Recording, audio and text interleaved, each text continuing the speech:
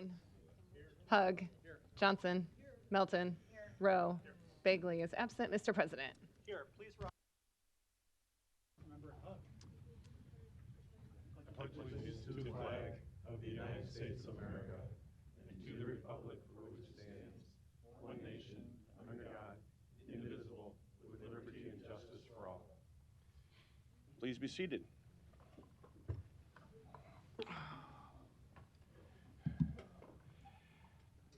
This week is National Police Week. In May 15th, 1962, President John F. Kennedy signed into law the National Peace Officers Memorial Day. Last night I attended the candlelight vigil at the Omaha Police Station. It was quite a somber event. So please remember the law enforcement families in your prayers this evening. Thank you. Thank you, Madam Clerk. An affidavit of publication is on file for the pre-council and city council meeting, and a current copy of the Open Meeting Act is posted in a white binder on the east wall of legislative chambers. Good afternoon. Welcome to the Omaha City Council. We appreciate having you here. We look forward to hearing from you on our various items today. If anyone has difficulty hearing today, I want you to make sure you're aware of a resource we have out at the front table, which are hearing devices upon request. We do have three announcements today before we get to our proclamation. And the first one is, I want to remind everybody that today is Election Day. So if you have not gone out and voted today, make sure you do that before 8 p.m. this afternoon. Or if you have a absentee or early ballot, make sure you turn that into an actual drop-off site today. That's very important. Next, we'll call up the Omaha Area Board of Realtors. They have an announcement today as well, and we want to make sure we give them an opportunity to talk about a new resource for tornado relief. Mr. President and members of the council, my name is Denise Poppin, and I live at 15512 Fieldcrest Circle here in Omaha. I serve as the president of the Omaha Area Board of Realtors. On behalf of more than 3,300 members, I wanted to share some information. As you know, tornadoes tore through Nebraska and Iowa on April 26, leaving a path of devastating destruction. Hundreds of homes were rendered uninhabitable, were severely damaged. The Omaha Area Board of Realtors Foundation stepped up to help the victims who were suddenly displaced from their properties. The OABR Foundation immediately provided $3,000 each to 5 individual realtors who lost their homes that Friday afternoon. In addition, the OABR Foundation donated $20,000 to the Homebuyers Assistance Foundation, an effort guided by the Nebraska Realtors Association. Nationally, the Realtors Relief Foundation provided an additional $600,000 to support all Nebraska tornado victims. The coordinated effort by the local, state, and national realtor organizations speaks volumes to their commitment to the greater Omaha community. Each family can apply to the Nebraska Realtors Association by July 12, 2024 for up to $2,000. Simply visit nebraskarealtors.com and follow the easy-to-read instructions. Thank you for allowing me to share this important information from the Realtor family. Thank you, Denise. Thank you. And thanks to the Board of Realtors. We really appreciate the assistance.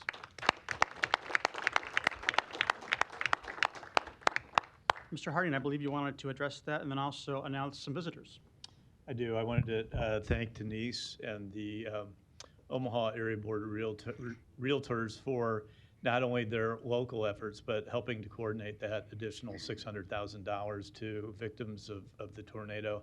I think it just speaks volumes to the number of groups and organizations who around town that's what Omaha and the metropolitan area is about, is helping each other. And so Denise, thank you, and thanks to the Omaha Board of Realtors for their efforts. Thanks.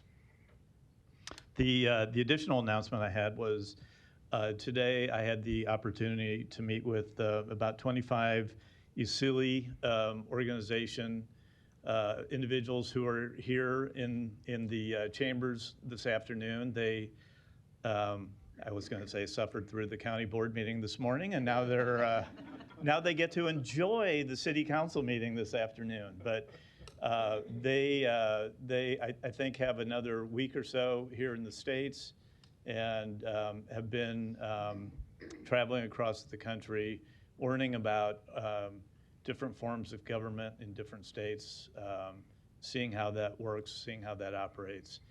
And I appreciate the opportunity to meet with them and tell them a little bit about Omaha. So I just wanted to recognize the USILI group that's here today, and they'll probably bow out here after a little while. But Val, thank you very much for continuing to bring the USILI groups to see how we function. Thank you. Welcome.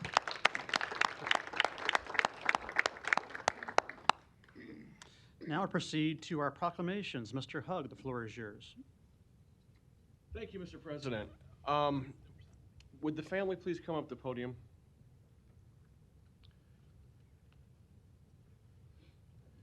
We have with us this afternoon the family of former Omaha police officer George Stevens. With them is Reed Thompson. Reed Thompson is the son of another Omaha police officer who succumbed to his injuries he received while on duty, Officer Keith Thompson. It's an abnormality that you would have 2 law enforcement deaths within one family in 2 generations. This is a small compensation. This is no compensation for your loss. It was a pleasure meeting each of you. I better read this before I get emotional. Whereas George Stevens served as an officer on both the South Omaha Police Department and the City of Omaha Police Department with unwavering dedication and courage. Whereas Officer Stevens exemplified the finest qualities of law enforcement: integrity, bravery, selflessness, with a commitment to safeguarding the South Omaha community.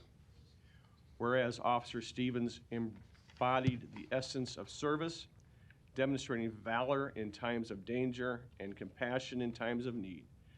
Despite suffering 2 gunshot wounds during a pursuit of a burglar while on duty, Officer Stevens still took time to make sure the victim was safe before going to hospital to receive care for himself.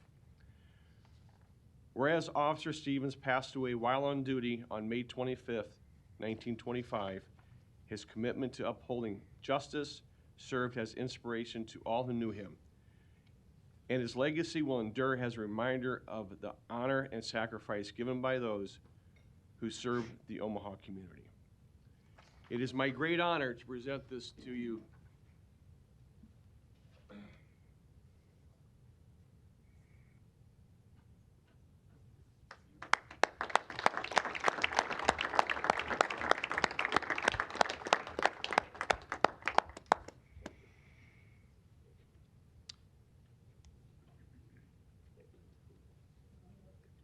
I'll thank you for your family's service and dedication to our city. If a family member would like to speak, you're welcome to do that.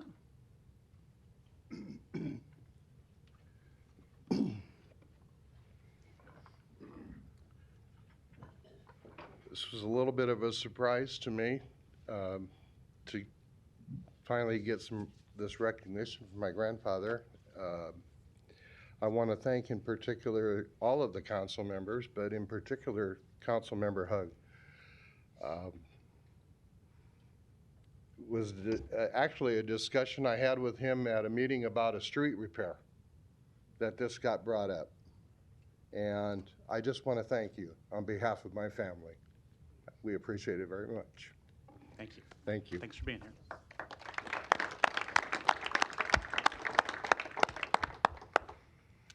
Madam Clerk.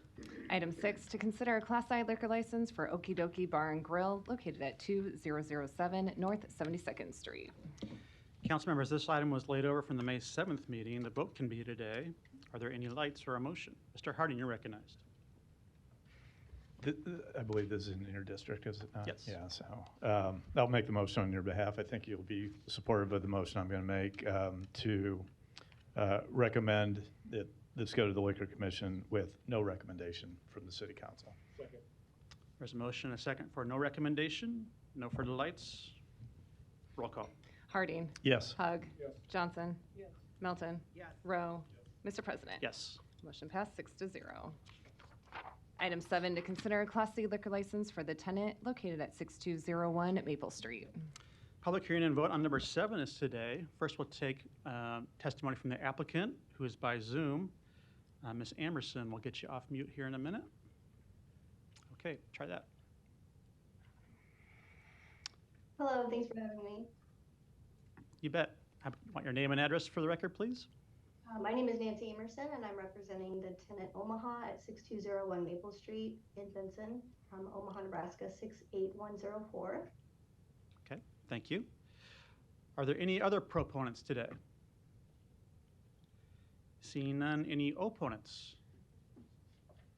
Public hearing's closed. Ms. Amerson, I might just ask you one quick question. This is in my district in Benson, of course. The former 1912, you want to tell me a little bit about the business model going forward as the tenant? Yes, it's turning into a very lovely, vibrant space. We're really excited to be able to open it and have that corner lit back up. We are going to be serving very scratch-style American cuisine with a little bit of global influence. Very elegant, but upscale casual, very light and airy and vibrant, very welcoming space. And you'll still have that top deck, right? Correct. We do. We will have a patio space. Great. And when would you open everything? We are hoping within the next couple of weeks. Great. All right.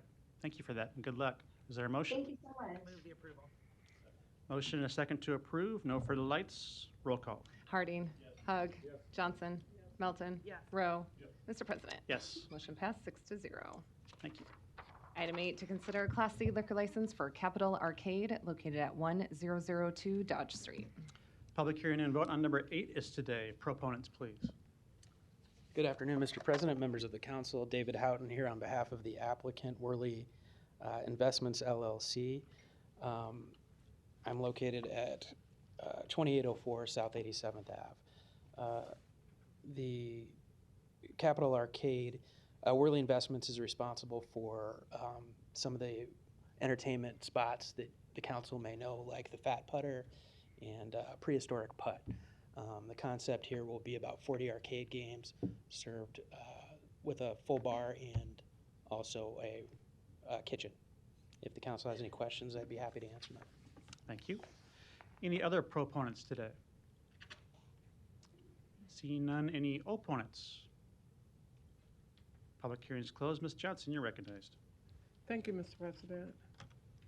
Good afternoon. How are Hi. you? How are you, Ms. Johnson? Good.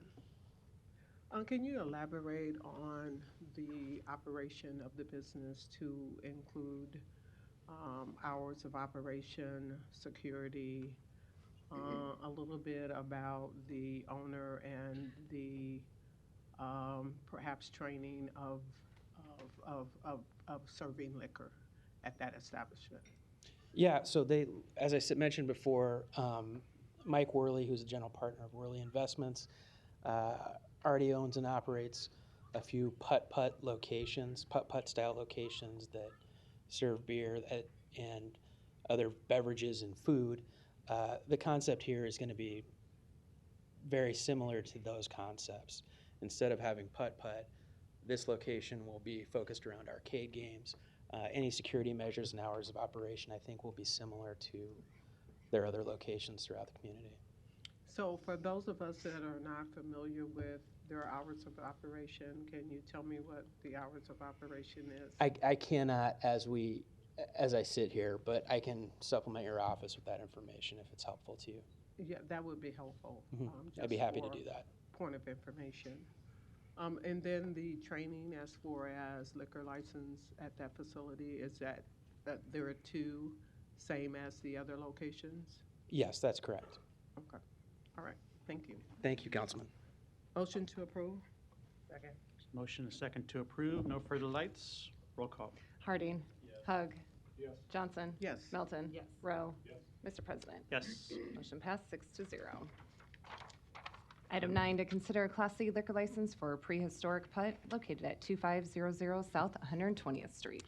Public hearing and vote on number 9 is today. Proponents. David Houghton on behalf of the applicant, 2804 South 87th Avenue. This one is also for Worley Investments LLC.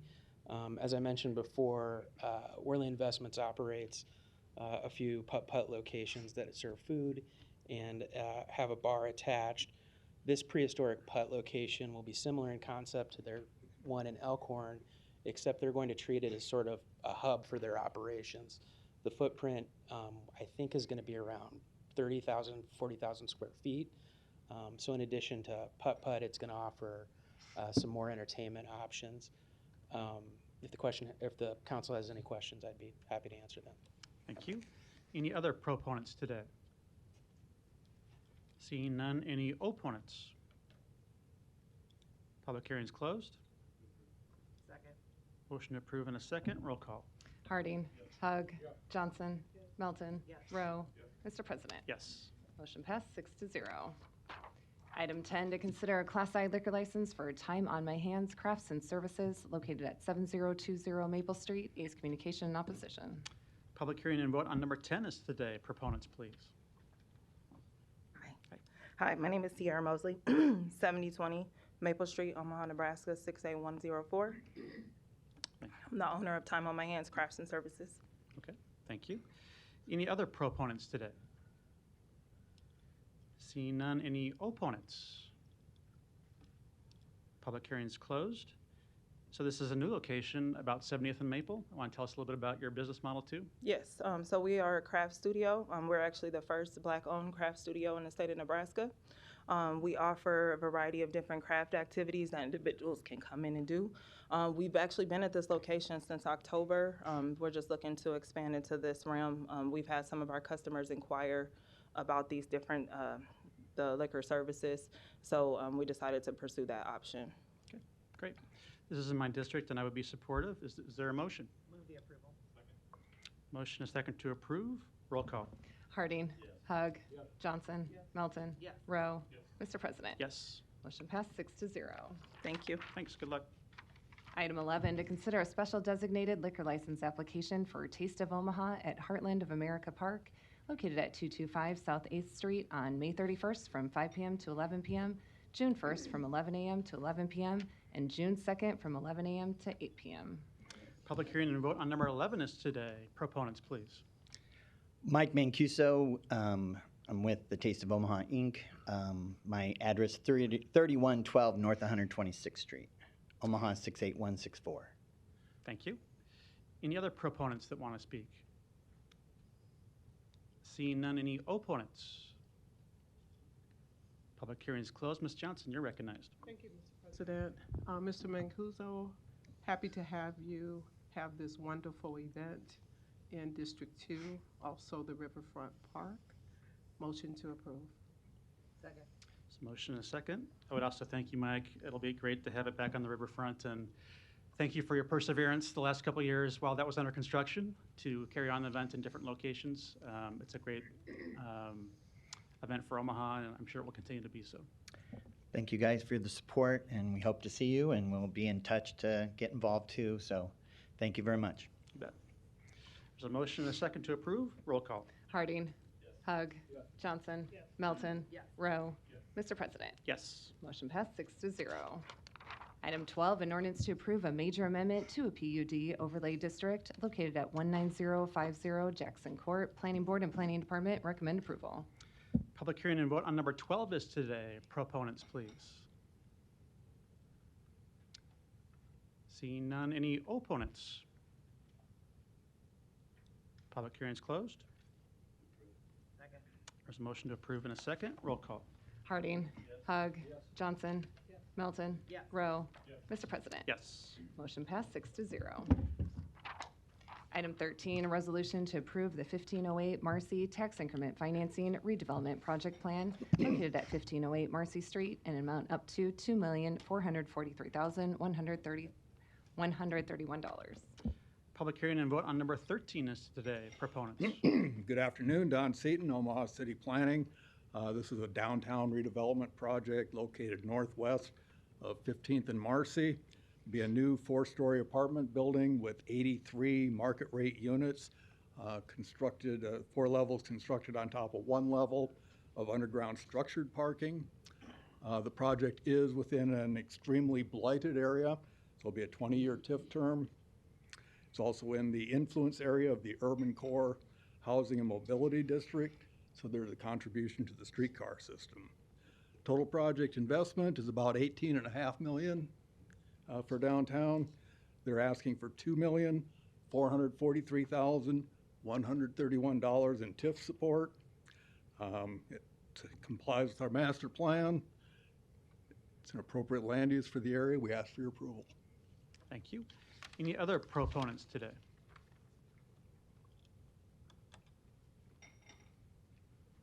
Thank you, Mr. President. Brent Beller, 1140 West Center Road, on behalf of the applicant. Here for any questions, but also I just want to show, especially as we move forward with our streetcar line, that properties like this that are near and adjacent to that property line, so this is what it used to look like. It's pretty blighted and substandard, and with TIF, we're able to revitalize these areas and really bring in more development in our urban core. So with that, here for any questions, and of course we appreciate the Planning Department and Planning Board's recommendation for approval. Thank you.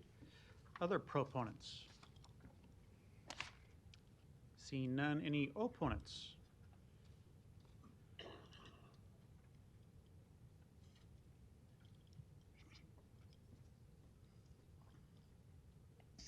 Luis Jimenez, 2709 Dewey Avenue. I just want to oppose the characterization of the TIF financing scheme. He said it was supporting. It's not supporting. It's allowing the project to be profitable for the developer.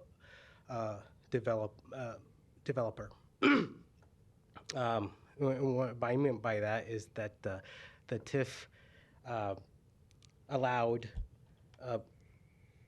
expenses for the loan includes acquisition, includes things that aren't going to be directly impacting the area, but it's part of the financial setup. So it's just a profit that Mr. or the proponent is talking about, that the TIF financing is supporting the profits. Thank you. Okay, thank you. Any other opponents? Seeing none, public hearing is closed. Ms. Johnson, you're recognized. Thank you, Mr. President. Motion to approve. Second. There's a motion and a second to approve. Mr. Rowe, you're recognized. Thank you, Mr. President. I wanted to make a couple of comments, just a couple. Brent, do you know what the current valuation of that property is? I just want to make a point. Yeah, Brent Beller, 1140 West Center Road. I believe it's about $150,000 is what the total valuation is. I was going to give you some credit. I think it's worth $200,000. Is it? So Okay. it's worth $200,000 today, and we're not really collecting much for taxes on that. No, today. and it's also important to point out, one of the things that every developer does when they apply to TIF is they have to produce what's called a return on investment. With TIF, the return on investment is about 2.5%. Without TIF, it's about 1.5%. So with TIF, you're getting about 1% in profitability by doing this. And in today's age, with interest rates as the way there are, it's hard to do deals. And so TIF is a great incentive for developers to take advantage of. Exactly. I know you're not working for the county assessor, but do you have an idea what that property will be worth as built? Yeah, so the total cost all in is $18 million. As part of our negotiation and finalizing the application, the valuation that the city and us come down on, which takes input from the county assessors, just about $13 million. I think it's actually 12.5, but it's under $13 million. So in 20 years, there's going to be a significant Absolutely. increase in the amount of taxes contributed to the city, paid by the developer. So Correct. I just want to make sure that people understand. A portion I know of it's a which- long play, but 15 or 20 years comes pretty quick. In 23 projects that were done, 15 years ago are rolling off. Correct. Today. You can also go look at many of these TIF projects pay off early. Yep. So in this one, we're really conservative on how we model this. So it usually pays off about year 10. So even though you have 20 years of collection, most often these pay off in 10 to 12, and city finance can confirm that for us. But that's why, we're always conservative in our evaluations. We project these out over 20 years, but the reality is we undervalue them as far as our estimates, and the county assessor can always increase that valuation, which allows these TIF notes to pay off earlier. So sometimes it's not 20 years, it's 10 to 12. Yeah. Well, I appreciate the developers taking the risk to put up the housing and increase our tax valuations all across the city. So pass my thanks on to Scott.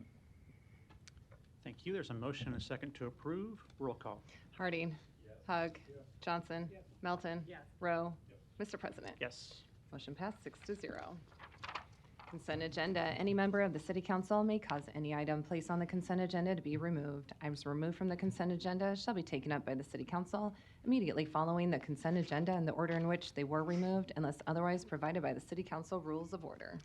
The public hearings on agenda items 14 through 16 were held on May 7th. I don't. Second? There's a motion and a second. I don't see any further lights. Roll call. Harding. Hug. Johnson. Melton. Rowe. Mr. President. Yes. Motion passed 6-0. The public hearings on agenda items 17 through 25 are today. If you wish to address the city council regarding these items, please come to the microphone, indicate the agenda item number you wish to address, identify yourself by name, address, and who you represent, and if you are a proponent or an opponent. These are items 17 through 25.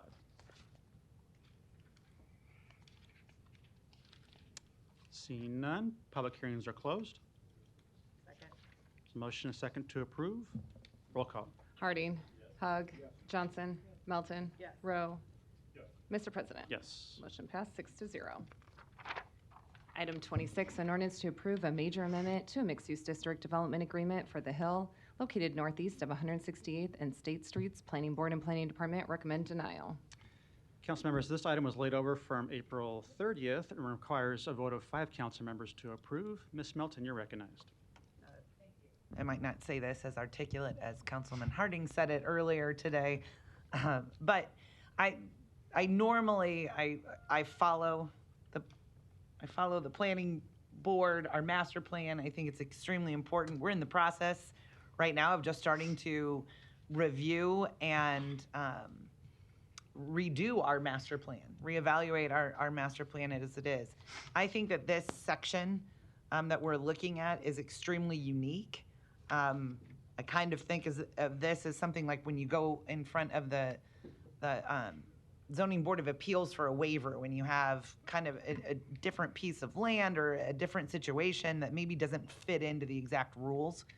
And I think this is a case where we do have something extremely unique. They're asking to have 2 fast food restaurants instead of 1 fast food restaurant on what could be a much bigger space where they would be allowed to have 2, but for the natural, I think, occurrence of a creek and a floodway that is not included in the projected land space. So I think in this particular case, it's good for the residents so that they don't just have one option. We don't give just one fast food place a monopoly, and we give people maybe 2 options on where they want to eat. And so I think that's actually more fair to the residents that live around it and the one restaurant that would go, or 2 restaurants that'll go in there. So with that, I'm going to make a move to approve. There's a motion to approve in a second. No further lights. Roll call. Harding. Yes. Hug. Yes. Johnson. Yes. Melton. Yes. Rowe. Yes. Mr. President. Yes. Motion passed 6-0. Item 27, a resolution to approve an agreement with Hunger Skate Parks in the total amount of $150,000 for the design build for the community skate park at Lynch Park. Public hearing and vote on number 27 is today. Proponents, please. Seeing none, any opponents? Public hearing is closed. Motion is second to approve. Roll call. Harding. Hug. Johnson. Melton. Rowe. Mr. President. Yes. Motion passed 6-0. Item 28, an ordinance to amend the existing plan of assessment for special levy ordinance number 10358 to reduce the total assessment amount by $1,615.34 to cover the cost of constructing sidewalks in district number SWR 2023-01. Public hearing on number 28 is today. Proponents, please. Seeing none, any opponents?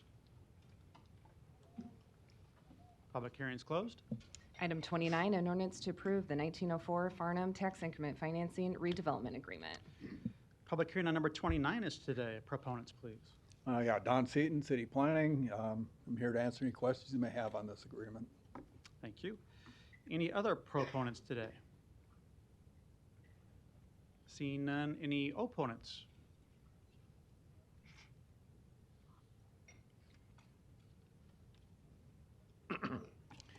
Larry Storr, 5015 Lafayette Avenue, Omaha, 68132. Think we finally got the sound system worked out. I'm against TIF financing in general, particularly when it says city's participation. I've been coming down here for quite a few years. I still misunderstand some things, I guess, because I don't have a legal degree. I don't understand legalese, lawfare, if you might. But things are just not explained in plain language very well. Now, I'd like to know, was that building blighted? Has it been vacant and blighted for how long? Because it wasn't that long ago I went over there for food, for a restaurant. I worked in that building when I was in college. Did somebody walk away from the building, not paying property tax, and the city took it by eminent domain or something? Or did they buy it, put it into the land bank, resell it? Who's been paying property taxes? Did they get lower property taxes because it was blighted? And then they come back and say, oh, I'm paying the lower property tax and I will redevelop this, but I can't do it without TIF. So we need the city's participation. What does that mean? The city's loaning him money so he can refurbish the building? Now, Amy shakes her head, but I'm asking you to explain it in plain language to the citizens because it is not very clear. It sounds like the taxpayers get ripped off on this. Now, 20 years from now, whoever buys that building now will pay high taxes. Who's supporting the lower taxes for the 20 years? And maybe up until now. That other taxpayers in only in that block, whatever that district is, or the whole city. Please clear me up as to where I am wrong, and don't use lawyers' language, please. Thank you. Thank you. Any other opponents today?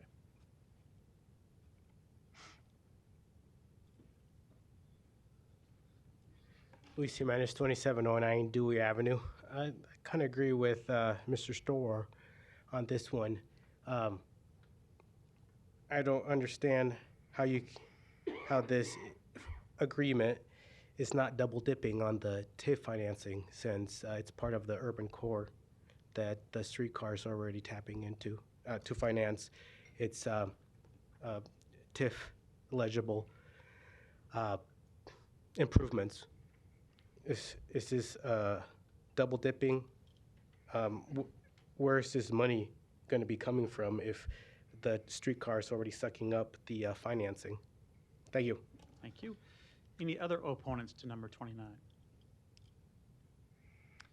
Seeing none, public hearings closed. Ms. Melton, you're recognized. Thank you. I just want to reiterate, as we do every time, the taxes on the land do not go down. It's not a reduction. The developer will continue to pay the exact same property taxes as they are paying today. The city is not loaning money. This is not taxpayer funded. The taxpayers are not on the hook. This is not a loan from the city of Omaha or the taxpayers. The developer takes out a private loan. The developer takes out a private loan. The developer has to pay it back. They pay it back by paying the increase in property taxes to the county.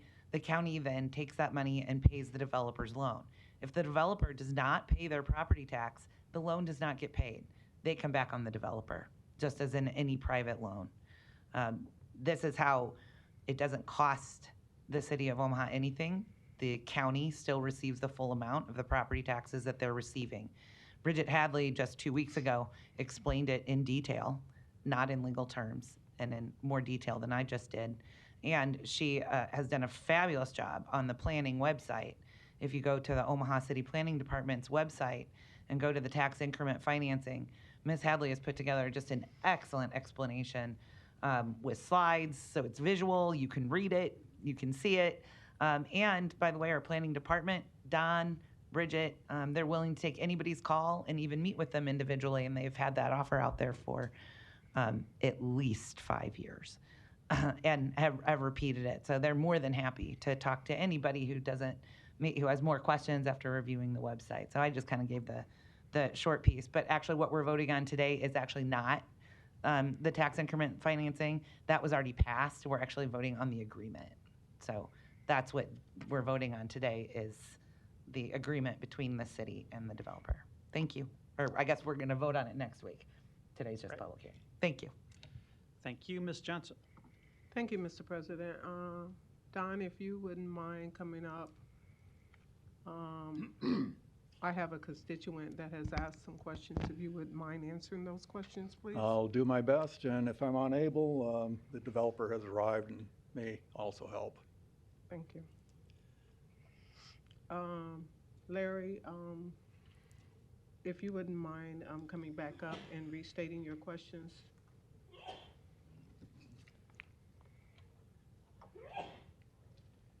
Didn't quite hear you. Would you restate your questions, please? What questions do you have of The Mr. basic Seeley? questions, I guess, are, it's not clear during the presentations as to, I guess, first of all, how do these projects come about? Do we have a master plan that blights an area? So you go in and maybe the Omaha Land Bank gets involved and buys the property or acquires it by domain. The city pays no taxes. The Omaha Land Bank maybe sells it to somebody else who pays low taxes on that property value that's blighted. They come in and ask for TIF financing because without it, the project wouldn't happen, which appears to be a loan from the city of some sort, which probably involves all taxpayers' tax dollars. Because in a blighted area, there's not very many people that can afford to pay the taxes on that property. So what I'm saying is, your explanations, Amy, do not help a lot because it's lawyer language again. The website is lawyer language again. It doesn't answer those questions. Who pays for that property value during all that time before the 20 years is up or the 25? Before they start paying higher property taxes? Did they pay all along? Maybe not. It seems like maybe they didn't. Or they paid the blighted value for 20 years. And the school system's lost that money, whatever it was before. They complain about that. They don't come down here and explain it. You don't answer their questions about it. You don't answer ours. So, taxpayers just want some plain English. Thank you. Thank you. Want me to follow up, please? Please. Don Seaton, City Planning. The TIF tax money that goes into a project is new tax dollars that's generated by the new value that is created by the development. They're tax dollars that wouldn't exist if the TIF project didn't exist. In the case of this building, it has a current value now. They're paying taxes on that. It goes to the city, the school district. They will continue to go to the city and school district. Once the project is finished, it'll have a much higher value. Excuse me. So the taxes will go up. They'll actually get two tax bills, one for the current value and one for the new increased value.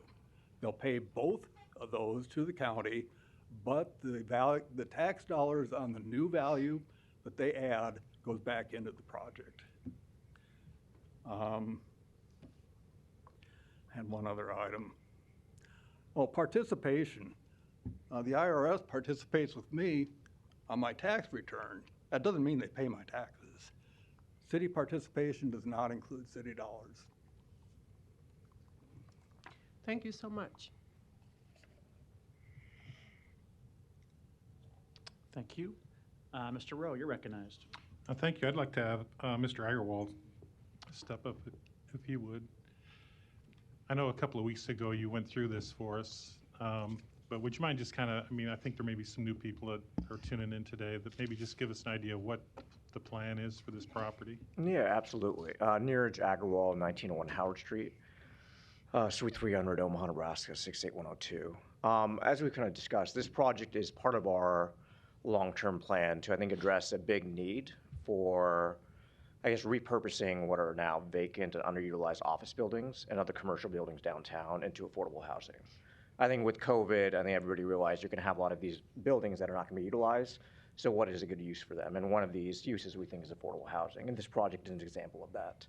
So here specifically, you have a 7-story building. The first floor is just 2 simple office suites and a restaurant, formerly Matt Hannah's Deli. We'll white box those spaces, bring in 2 probably law firms or smaller companies into the office suites, and bring in a breakfast and lunch spot to take over the restaurant space. So the city hall and the attorneys have an option locally nearby. The top 6 floors will be simple, 9 units each, 54 units total, a mix of studio and 1 bedrooms. All of these will be affordable housing.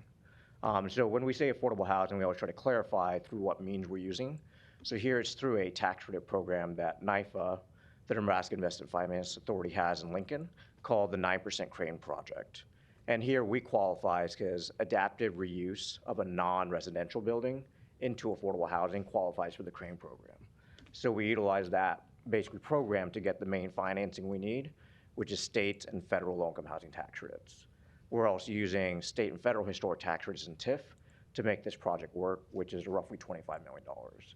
So really for us, it's, getting creative with financing, using the sources we can to make projects like this work, because under no other means of financing get a project like this work, given how much it's costing to renovate the building. And to give you an example, this building's only a little over 50,000 square feet, and the construction contract's over $12 million. So that's over $200 a square foot to renovate the building, which is a lot more expensive than if we just did a new construction project. But that's kind of the overview from a grand perspective. Relative to timing, we're contemplating starting construction in the next 30 to 45 days would be the goal, assuming we get the approval we're seeking. And then it would probably take around 14 to 15 months to construct. We think given the demand for affordable housing in the area, the apartments will be 100% leased, pre-leased before we even move people in. And we'll have commercial tenants signed up before we finish construction, because there's such a demand for affordable housing downtown and given the minimal commercial space we have. Thank you. I'm assuming that building has been vacant for some time. It has, yeah. Unfortunately, we did have some tenants in it. Formerly, it housed a lot of executive office suites. So I know everybody, I think, has a tie to that building. A lot of attorneys have been in there and other small businesses. But ultimately, at some point, we had to vacate it. Just the cost to maintain it relative to the cost we're getting, or the, revenue we're getting didn't make sense. So we decided to shut it down because there was a lot of deferred maintenance. So the nice thing is this building will be fully rehabbed using historic and affordable tax credits, and that'll give it a life for the next 40, 50 years easily. Perfect. I don't think I need to go into the numbers again this time, but I think the same principle applies. It's a very low-valued building as it sits today with no tenants or very few tenants. Yeah. When you're done with the project, it's going to be valued in $20 million plus, and again, that will be tax revenue that comes to the city 20 years down the road. Exactly. And, or quicker, according to Brent. I'll take his word for that.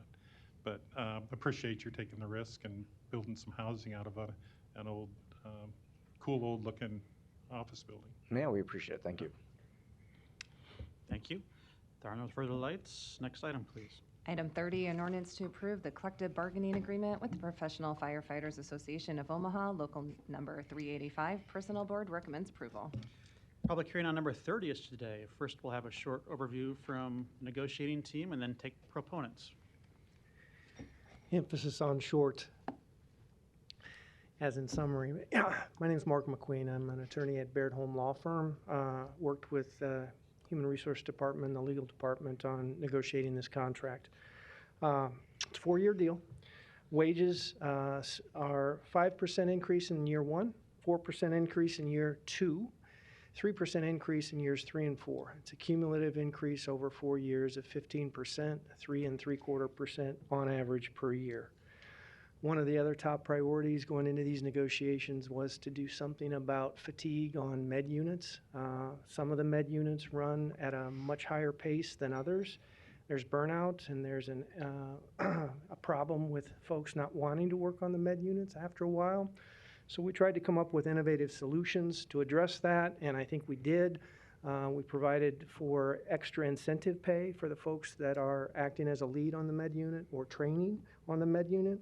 And the union also worked with the city on a new solution for filling vacancies on med units, unexpected absences, for example. And that new solution is the right of the city to use up to 4 EMTs per shift to fill vacancies. The idea being, rather than force people and create burnout, create some new training opportunities for these EMTs. So that was the solution for the med unit issue that we were trying to improve on. We also talked about pension and pension reform. Specifically, there's one inequity that is creating morale problems. In 2013, as some of you remember, we revised the pension, reformed it in many ways, reduced pension benefits for folks who were hired in January of 2013 or after. One of those changes that we made in 2013 was to reduce the survivor benefit or the widow's pension from 90% pension benefit to 50% benefit. What that means in practical terms is if you were hired before that cutoff in January of 2013, your spouse or your surviving spouse would receive 90% benefit. And if you were hired after that cutoff date, only 50% benefit. We agreed to change that and reinstate the 90% benefit level, but of course, you have to pay for that. And so we calculated the extra cost of making that benefit change through an actuary, found out it was very inexpensive, 1/4%, and agreed with Local 385's help to split that cost evenly. The city would pick up 1/2 of 1/4%, and the employees pick up the other 1/2 of 1/4%. Additional changes, 3-person rigs has been an ongoing issue that we've talked about for years now. Sometimes because of unexpected absences, the city's faced with a situation where they don't have 4 staff to staff a rig. Historically, we've dealt with that just by limiting the number of 3-person rigs that can be operated to 3. We have, through this agreement, expanded those exceptions, those 3-person rig exceptions, so that you could run an additional rig short with 3 persons, but only if the callback list is exhausted, only if the city is operating at 95% of its budgeted staff, and no more than 12 times per year. This is a safety win because it keeps rigs in service, but there's a balancing there so that the city doesn't abuse the right or burn employees out by too much callback and forcing them back. So it was a good solution, and again, Local 385 cooperated with the city and collaborated through this negotiation process on coming up with some creative solutions to some historic problems that we've faced. Additional items changing, and I'm going high level here because there's a lot in this contract. We introduced step relatives to qualify for funeral leave. We introduced the Juneteenth holiday and adjusted holiday pay to account for that increase. We slightly increased longevity pay to make it more consistent with the CIR comparable market. We eliminated the current 24-hour delay in receiving higher working out of class pay. We expedited and simplified the callback process. We created a premium pay for the special ops coordinator. They didn't have premium pay before this agreement. We protected specialty pay for those firefighters who take pregnancy leave in the interest of avoiding a financial penalty for someone who needs to take pregnancy leave. Slightly increased the pay by $50 for those working in the bureau and the light air unit. And then we greatly adjusted or simplified the promotion and college points evaluation process. It's complicated process. We just made it easier to understand and more effective and more efficient for both the employees and for human resources while administering the program. The one thing I haven't mentioned is on the medical premium health insurance side. I didn't talk about that because, as you may recall, in the late summer or early fall of 2023, we reached a separate agreement with the firefighters, which resolved what the city would pay for continuing to participate in the health insurance trust that the fire union has created. They're unique in that regard. Bottom line, this was a collaborative and I think very meaningful and helpful negotiations. I want to compliment Local 385. The officers are here. They worked hard on this contract, as did the city's team, and we're respectfully requesting your approval of this agreement. Okay. Thank you. Other proponents that want to speak today?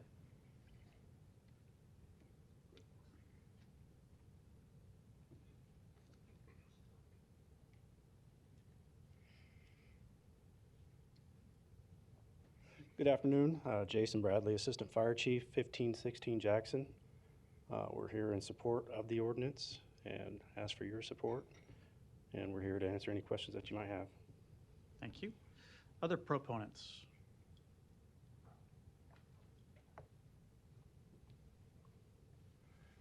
Good afternoon, Council. My name is Todd Moorhead, Morehead. I'm the Vice President of Omaha Firefighters Union Local 385. 6005 Grover Street. I'm here today as a proponent for the CBA that we're discussing. First of all, I'd like to thank Mr. McQueen and the city management team for their professionalism and good faith negotiations. We believe that the CBA being voted on is a fair compromise between both parties. Over the last 5 years, that Local 385 has worked underneath the previous agreement that we negotiated. We've navigated many obstacles. We went through a social unrest where we had many of our members in very dangerous situations that we weren't really trained for, at no fault of anybody, but just with the movement of the aggressive and angry members of the community. It was a trying time that I think that all of our members and management worked well and got through. We also had the pandemic, and everybody knows about the pandemic. You know, this was a tough time for our members. We had a lot of unknowns about what COVID was. We didn't know what the long-term effects were, and we were, frankly, you know, we just really didn't know what it was going to be. You know, obviously we weren't able to work from home. You know, we were out in the public. We were out still answering those 911 calls. And, you know, oftentimes going into facilities that had entire floors of folks who were really sick and had this disease. My members were gowned from head to toe this entire time throughout the summer on all these runs. Once they were done, they got to the hospital, tore the entire ambulance apart, sprayed it top to bottom so we didn't get the next person who maybe didn't have COVID-19 sick.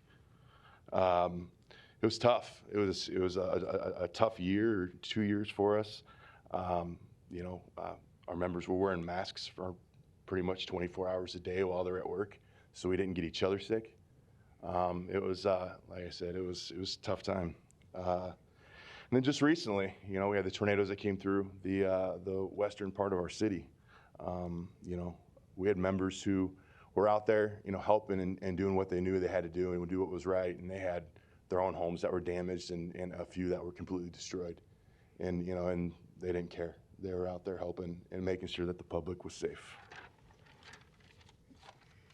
Last, as everybody knows, the run volume continues to increase. The 24-hour shift turns a lot more into 24 hours of work than it ever has. And we know that, and we're going to continue to do it because we love what we do. I say all this because over the last 5 years, our members have been there for Omaha. And we believe that this new contract is a fair contract, and over the next 4 years and whatever that might bring. I'm happy to answer any questions that you guys may have. Thank you. Thank you. Other proponents today? Seeing none, any opponents? Public hearing is closed. I might just, Jason, as long as you're here and the officers are here, and Jason too, also thank you guys for that tornado response. That was amazing. Keep hearing stories today about that response, and as you said, firefighters literally on the street as people were still coming out of their basements, helping folks that were trapped, and obviously no fatalities in our community, so truly amazing on your part. I'm pleased we're at this point with the fire contract. I know it's been a long time coming, and we are a little bit behind here. Starting in 2024 is what this would cover through 2027. And I think the 4-year term is appropriate. And I think it's appropriate. We're trying to make our wages competitive in that context. I think when people think of the fire department, they oftentimes think of fire engines, but by far the largest number of runs is the rescue squads. And so I'm glad that was an element in this discussion, trying to deal with the fatigue that you discussed there. I think that was a very important part of this conversation. The widow benefit for sure, that needs to be equitable amongst members, and this would do that. And then I was pleased also to see Juneteenth become part of this contract as well, as it has our other contracts. Mr. Curtis, just a question for you.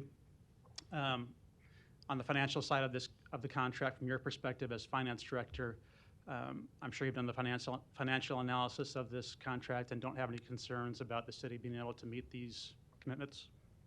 Steve Curtis, City Finance. The 2024 number at 5%, obviously it's a year we're already in. We had put away 3%, as we normally do, in the wage adjustment account, and we had to then look through the wage adjustment account, and we had almost everything we needed except for 600 or 700,000. So other than that, we were pretty well covered, and then we can budget from 25 forward. Yeah.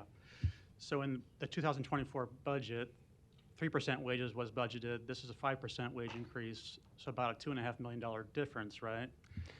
Yeah, except that we did have some extra money in wage adjustment after we reconciled everything. So we were able to get most of the way there, except for the last 600,000 or 700,000. Okay. And we'll cover that with increased revenues, right? That's correct. Thank you. I don't see any further lights. I'll look forward to supporting this item next week. Next item. Item 31, an ordinance to establish a Class A flammable liquids storage district, number A-167, located at 8901 Sorensen Parkway. Public hearing on number 31 is today. Proponents, please. Seeing none, any opponents? Public hearing is closed. Item 32, an ordinance to approve the First Amendment to the interlocal agreement with the University of Nebraska to reimburse not more than $20 million in tax-exempt bonds for the cost of installation of public infrastructure improvements. Public hearing on number 32 is today. Proponents, please. I believe Ms. Taylor was going to give us some. Yeah, please come on down.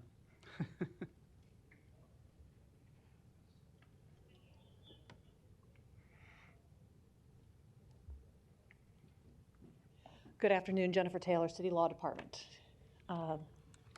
As discussed at the pre-council meeting this morning, this is the First Amendment to an interlocal agreement between the City of Omaha and the University of Nebraska Medical Center. We originally entered into an interlocal agreement with UNMC in 2021, I think. The intent was for the city to assist and participate in the university's campus expansion project as well as Project Next. The agreement identified 3 different projects and 3 different sources of funds that the city would utilize to participate in those activities.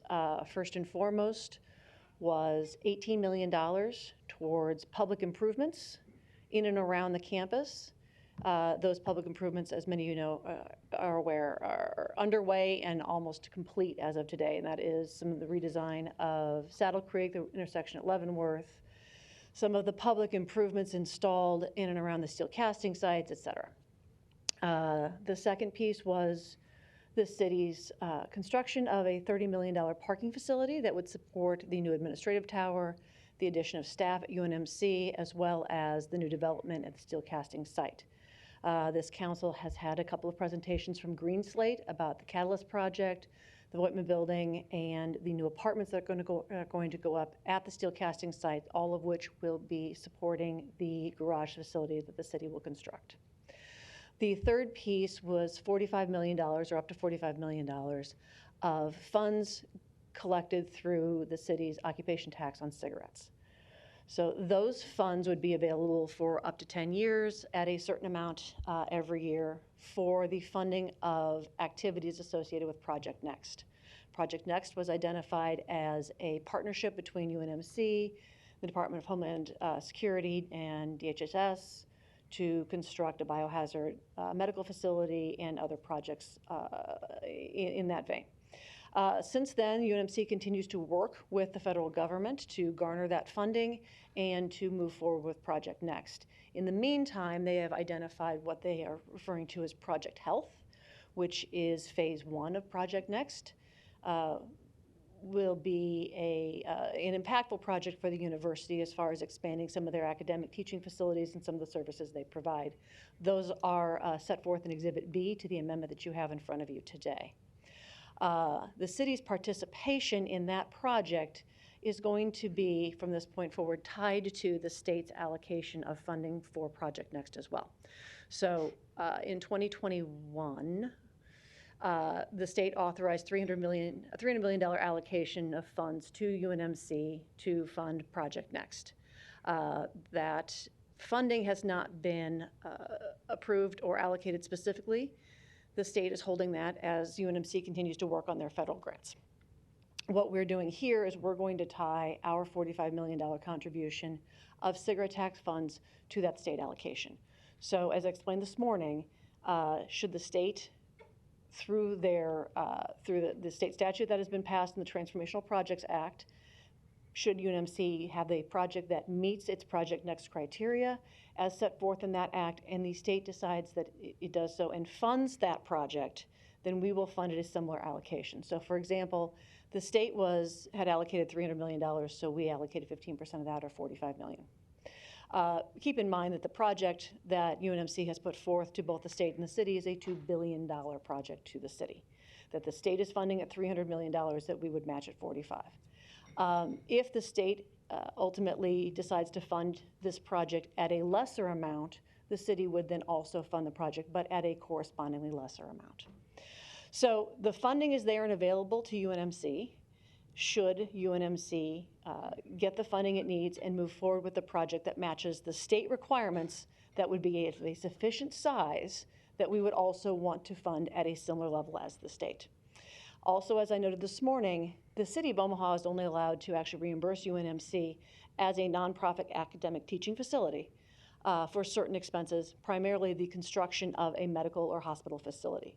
So we will only be able to utilize the funds under this agreement to reimburse UNMC for actual hospital construction expenses. So it will be only for the construction of an actual medical facility. It will not go to operating expenses or other similar types of efforts on the part of the university, but to actually construct a facility.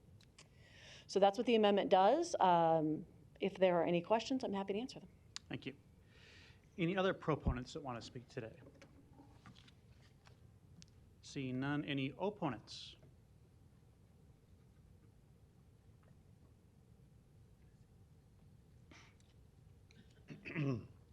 Larry Store, 5015 Lafayette Avenue, Omaha 68132. Again, I'm opposed to this project. It seems like an awful lot like a TIF project. It doesn't say city's participation, but she just mentioned it. But I drive around that area quite a bit, and I see the property that people have given up to the university. And going to college, I lived on Dewey Avenue and 38th. Managed an apartment building. I lived in a basement apartment. Now they want that, a nice looking old building. 5 or 6 apartments that have been vacant for some time. So I started wondering, how do those end up going vacant? Does somebody increase their property tax so much, or go in there and tell them they got to spend so much money because they're not up to code? And you see those buildings slowly going vacant. Why? Well, it hasn't been very long before you announced that that's now going to be a TIF project.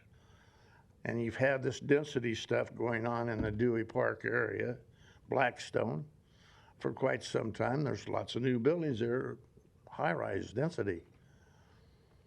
But if you look at a map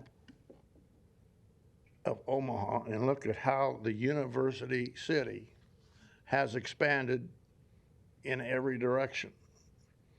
They're now moving up Leavenworth Street probably, up Farnham Street probably, over to Dodge Street anytime soon, and headed towards Center Street. Are we going to make them their own city?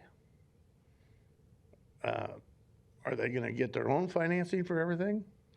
I'm really kind of in the dark on this again. If you want density, why are you not telling them to build on their own existing properties and build high and use their own money? You know, it just, how long will it be before you're up Hamilton Street? I see that between Cumming and Hamilton, Saddle Creek Road, or Northwest Radio, I guess it is. That area is getting pretty well run down because city isn't enforcing the codes or something. The homeless people are vacating the buildings and tearing things up. So it won't be due very long before you're at 50th and maybe coming across 50th towards me. Let's clean it up first and stop chasing people out however you do it. Thank you. Thank you. Any other opponents today? Public hearing's closed. Jennifer, I might just engage you for a minute too. I appreciate the overview you gave, and we did meet on this earlier in the week. I think it's just important to have that conversation at the public hearing because this is a complex project and it's a big commitment, both on the public side and the private side. And so describing how it works and how that transparency is involved, I think is important. And as you were describing, the main project as defined in state law, I think it's the Transformations Act, described a $1.6 billion project that would be $1 billion in federal funds from the National Defense Authorization Act, and then conceived of $300 million privately, and then $300 million from the state. And in pursuing that project, that had to be applied for by the end of 2023. Now, obviously, those things didn't happen, and that's why we're here. And so this amendment acknowledges that has not occurred. It is not Project Next in that definition, but Project Health that we're talking about. And it ties then this city contribution to that ensuing vision. And so I understand how you're tying that to state law. The one thing about it is, at the moment, there is no state funds attributed either, unless that is changed in state law. And the earliest practical time that could occur would be, May of 25, right? Correct. When the legislature's back in session and dealing with these things. And so in the meantime, under any foreseeable circumstance, we'll have $4.5 million worth of tobacco tax coming to the city in 24, and possibly some in 25, right? Correct. And that goes to the general fund? That goes to the general fund. Only at such time they amend the state law and clarify what a state contribution might be, does our tobacco tax then kick in 15% of whatever that is, Correct. up to $45 million. Correct. Over 10 years. Yep. So there are three limitations on that funding. First and foremost, you'll notice in what is Section 2A2, the expenses are strictly limited to those costs incurred by UNMC as allowed by law. So again, that goes back to we can only reimburse them for expenses that are things that we are allowed to fund as the city. So again, we can't do operating expenses. We can't do promoting to bring in individuals or anything like that. It has to be an actual facility that is a hospital-style facility. It is limited in proportion to the state funding amount, and it is limited only to the amount of cigarette tax that we collected in one given year. UNMC is also required to provide us with documentation of what they would spend that money on. So before we could issue any reimbursement, I would need to have an itemized list of expenses as to what they were seeking reimbursement for. Okay. That's what I wanted to kind of have a discussion about today and just make sure people understand how this is working, and to encourage you and ultimately the Med Center to stay in touch with us on the evolution of this project to see if and when tobacco tax does apply. Correct, yes. I know the city has major commitments to this area. I think it's $95 million if this is approved, potentially, most of which has been committed and is underway from an infrastructure perspective, but this is also a big remaining chunk. Correct. And so obviously, if the state is going to, and again, this is why it seemed to make sense from the city's perspective to tie those two funding elements together. When we initially approved the interlocal agreement, that $300 million from the state was critical to the city's willingness to contribute the $45 million of cigarette tax money. So those two funding sources have always been tied together for this project. So it seemed to make sense to memorialize that specifically in this amendment, so that we know that should the state fund on that level, that we would match that funding on that level. The state's funding is going to be invested entirely within the city of Omaha, so then we would be contributing city funds, the cigarette tax funds, at a similar level into our own community, obviously at a project of that scale. All right, thank you. I don't see any further lights. Next item. Item 33, a resolution to approve a special use permit to allow transitional living in the GC district located at 6055 Country Club Road. Planning Board and Planning Department recommend approval. B is an amendment requested by Councilmember Festerson. C is communications and support. Public hearing and vote on number 33 is today. I think first we'll hear from the applicant. Then it looks like we have some other proponents coming down ready to speak. And then just to give me a sense of it, I know we have some opponents here too. If you might raise your hand on who intends to speak. Okay. That gives me a sense of the remarks today, and I would just encourage folks not to be repetitive of each other so we can make sure we have time for council member questions too. So we'll start with the applicant. Good afternoon.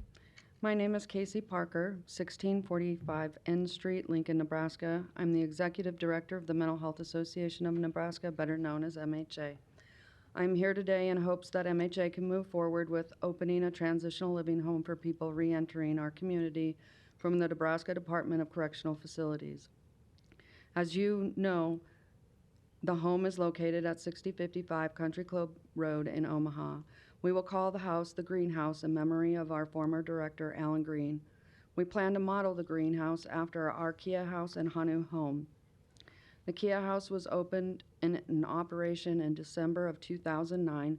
It's located in southwest Lincoln. Hanu home began as a 5-bedroom home that opened in 2015. It was located in southeast Lincoln. And in 2018, we expanded and moved to a larger complex. It's 20 beds, 14 bathrooms, located in the same neighborhood. MHA belongs both to the Indian Village Neighborhood Association and the College View Neighborhood Association. The greenhouse will be staffed 24/7 with trained peers. They will be certified in National Certification of Intentional Peer Support, receive training in Wellness Recovery Action Planning, Applied Suicide Intervention Skills Training, de-escalation, trauma-informed care, CPR, first aid, diversity, inclusion, and that's just to name a few. MHA is also accredited by CARF, the Commission of Accreditation of Rehab Facilities. It is an international nonprofit organization. For some institutions, it represents alternative to a Joint Commission certification. In addition to the employees being well-trained and in evidence-based practices, in order to remain our accreditation, we must meet the standards in several categories. And those I have brought, I will just name off a few of them. They're legal requirements, risk management, health and safety, rights of persons served, performance improvements. There's a whole list of standards, and I brought copies of those that we have to meet. The minimum you can get is a 1 year. If you are in excellent standing with the standards, you get a 3-year, and this last time we were awarded the 3-year accreditation. We hope to get an occupancy permit for 9, however, we plan only to utilize 7 or 8 bedrooms and use a couple of those spaces for office. We will be having programming on site, which will include peer support, rent-wise, the wellness recovery action plans, supported employment, and trauma support.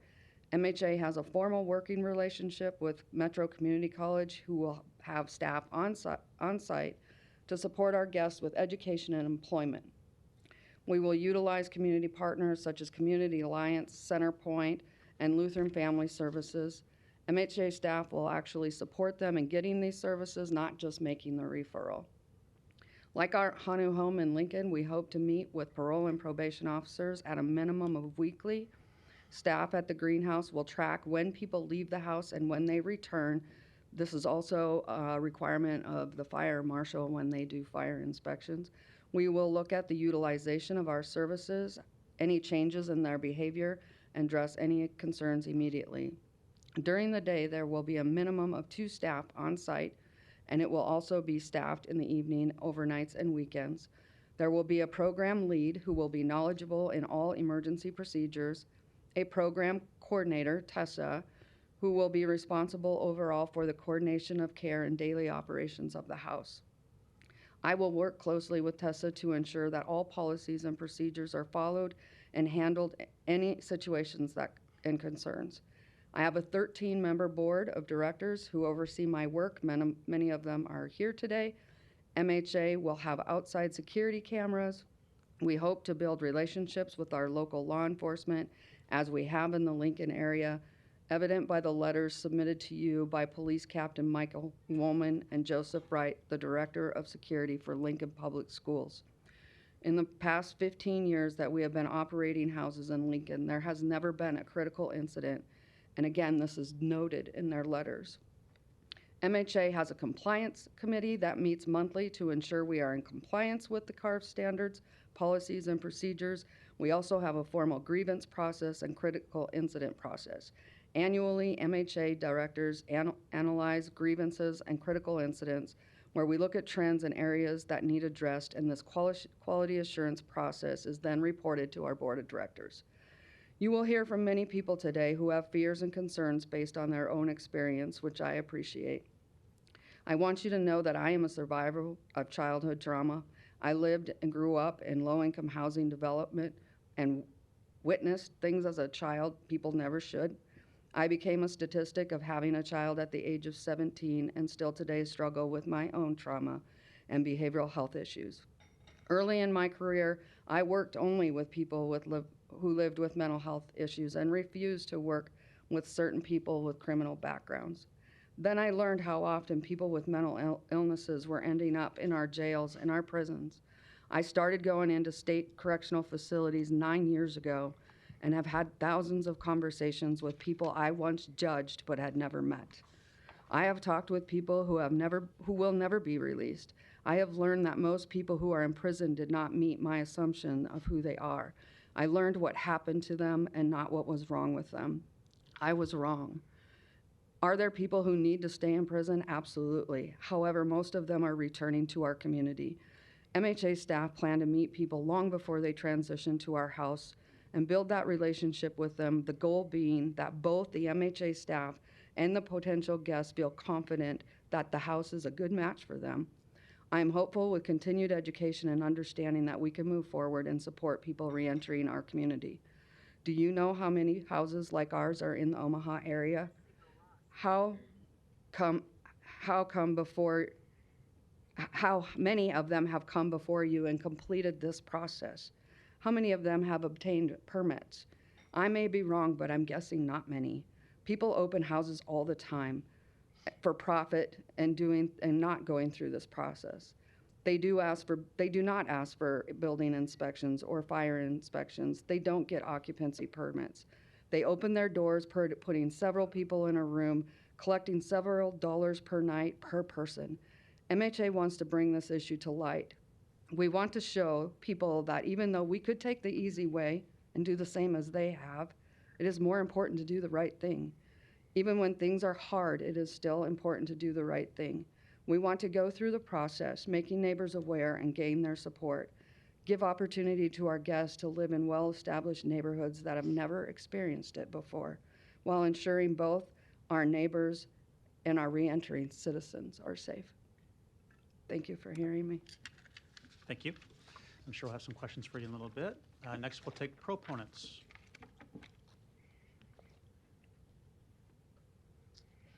Good afternoon. My name is Nicole Bogan. I am the board chair. My address is 11950 South 148th in Bennett, Nebraska 68317.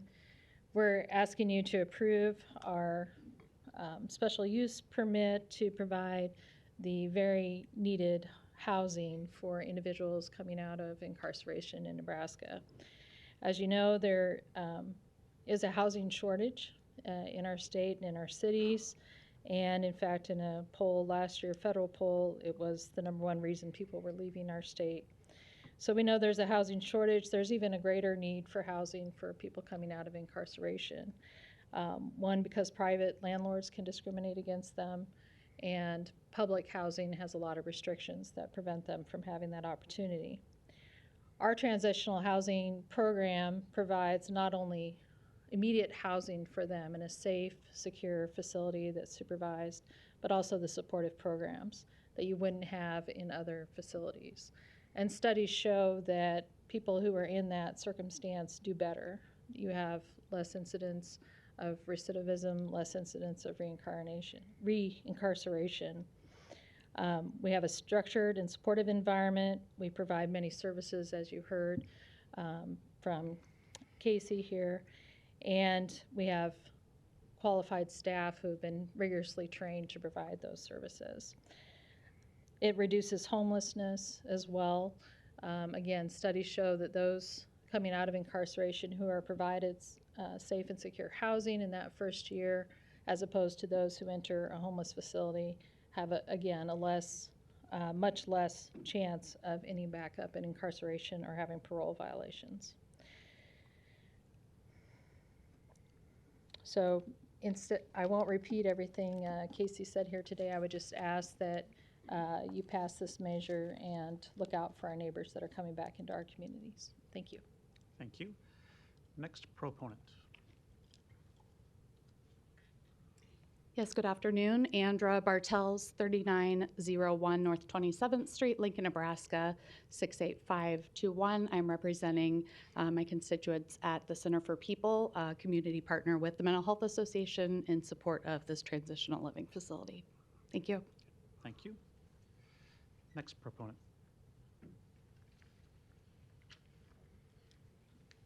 Good afternoon, council members. Jasmine Harris, representing RISE 3555, Suite 501, Farnham Street, Omaha 68131.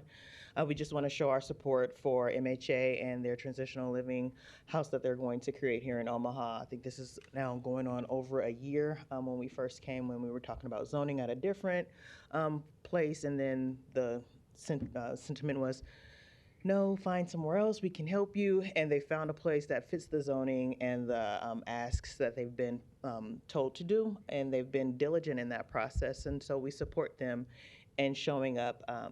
Douglas County is one of the, has the highest amount of folks who come back home from incarceration, and so to have an organization like MHA, to have the services and support like MHA here in Omaha will really benefit folks.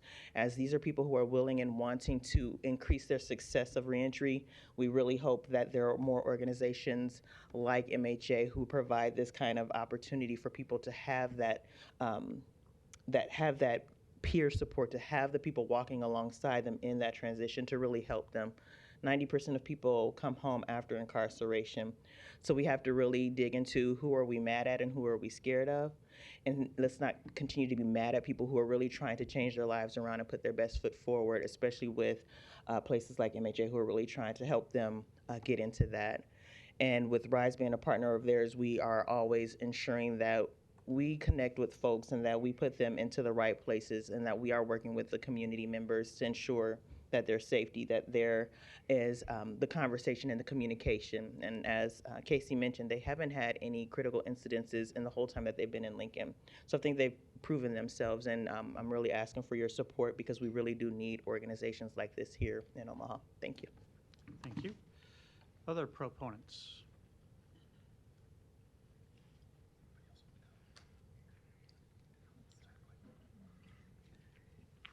Good afternoon. My name is Diane Good-Collins. I work at Metropolitan Community College with the 180 Reentry Assistance Program.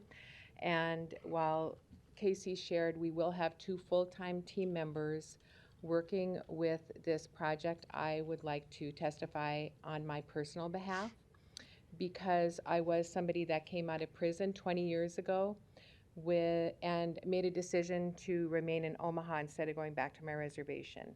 If it weren't for supportive housing like MHA, I know that I would not be where I am standing today. I know I would not be successful. I would not have completed my college degree. I would not be gainfully employed. I would not have rebuilt my family relationships. And I believe in MHA and their model.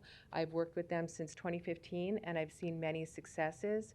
And I just thank you for your thoughtful consideration of support of this. Thank you. Thank you. Other proponents? Hi, I'm Sonia Lieb Vanderlinden, 1645 N Street, Lincoln, Nebraska. And I've had the extreme pleasure of working with MHA for the past 5 years. I am a program coordinator now, but I did start out working in the houses with individuals and teaching the Wellness Recovery Action Plan inside the facilities. So I, like some other people, had some judgments and fears about when I first started this job.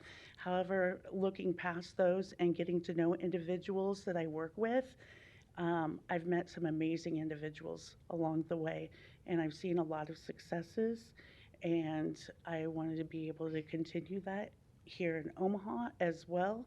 And that's all I've got to say. Thank you. Thank you. Other proponents that want to speak? Hi, Tessa Dominguez with the Mental Health Association, 1645 N Street, Lincoln, Nebraska, 68508. As many of you probably know, I will actually be the program coordinator for this project. Apologize for my tardiness. I had a final in one of my law classes that was non-negotiable, so to do that before coming. So I'm coming up a little late. But I just wanted to share a little bit with you guys and the rest of the community that's here present in this room today. Throughout my life, I've been labeled in a lot of various ways, anywhere from convict to mother, from addict to neighbor. And what stood out to me as I was thinking about these last 2 days is that these labels don't define me. Rather, they are aspects of my journey from struggling with mental health and addiction to embracing the life of recovery that I live today. My path has been shaped by both challenges and triumphs. The turning point came when I found support at the Mental Health Association during my time at the women's prison in York. Their guidance didn't end once I was released. They stood by me through my transition into society. And so for the past 8 years, I've worked for MHA, facilitating peer support training both to our staff and to almost 200 incarcerated individuals, both men and women. And I also have overseen various programs with MHA. But MHA wasn't the only source of support that I had. The community of Lincoln also played a crucial role, offering me second chances and encouragement. That came from all different types of places. It came from landlords that were willing to give me a chance and put me and my children in our first home post-incarceration. From the professors at my school when I share my story and where I'm planning on going in my life. From the neighbors in the community where we bought our first home, to employers that have given me opportunities. Their belief in me has been unwavering, and their investment has shaped who I am today. So today I stand before you all seeking support for our transitional living house program in Omaha, and I understand the concerns of neighbors, and I want to address them. We have made the decision not to accept individuals on the sex offender registry into the program, respecting the proximity of the school and the concerns that have been raised by neighbors. That being said, I also look forward to the future opportunities to educate everybody on this topic further. This population, one, is the least likely to recidivate, and there's a lot of danger, I believe, in broad brushing this entire population when there's a lot of different levels to this charge. However, I do acknowledge the concern, and I think that being a good neighbor and becoming a part of this community is one of our top priorities. While I can't relocate the house to another neighborhood, I am committed to working with the community to address any apprehensions and fostering understanding. Education and dialogue are going to be key, and I believe that together we can all create safer, more supportive communities. So I ask for the support, not just for this program, but for the countless lives that this program and all of us working together can impact positively. When we come together as a community, we have the power to bring about meaningful change and provide opportunities for redemption and growth. That I'm a living testament of what community belief and second chances can do. So I thank you all for your consideration on this proposal. Thank you. Other proponents? Good afternoon. My name is Travis Parker. I live at 3211 South 81st Street in Lincoln, Nebraska, 68506. I'm a vice president of Policy Research Associates based out of the Capital Region in upstate New York. I want to be clear at the outset that while there's a professional side to my testimony, I'm not here today representing my organization. I'm sharing my background as context for my testimony today. I oversee a substantial number of projects, grants, and contracts in our criminal legal system area. I have a master's degree in psychology and have been licensed as a clinician in Nebraska for the last 26 years. Upon completing graduate school, I spent almost 7 years working as a clinician at various facilities within the Nebraska Department of Correctional Services. This gave me a broad state-level view on the intersection of the criminal justice and behavioral health systems. I spent the next decade as the deputy director of the Community Mental Health Center of Lancaster County, which gave me a more local and county view of criminal justice and behavioral health. I have now traveled to all 50 states and 2 U.S. territories in my work with Policy Research Associates over the last decade, providing training and technical assistance to communities and states looking to improve the way that they interact and serve persons with mental health, substance use, and trauma histories.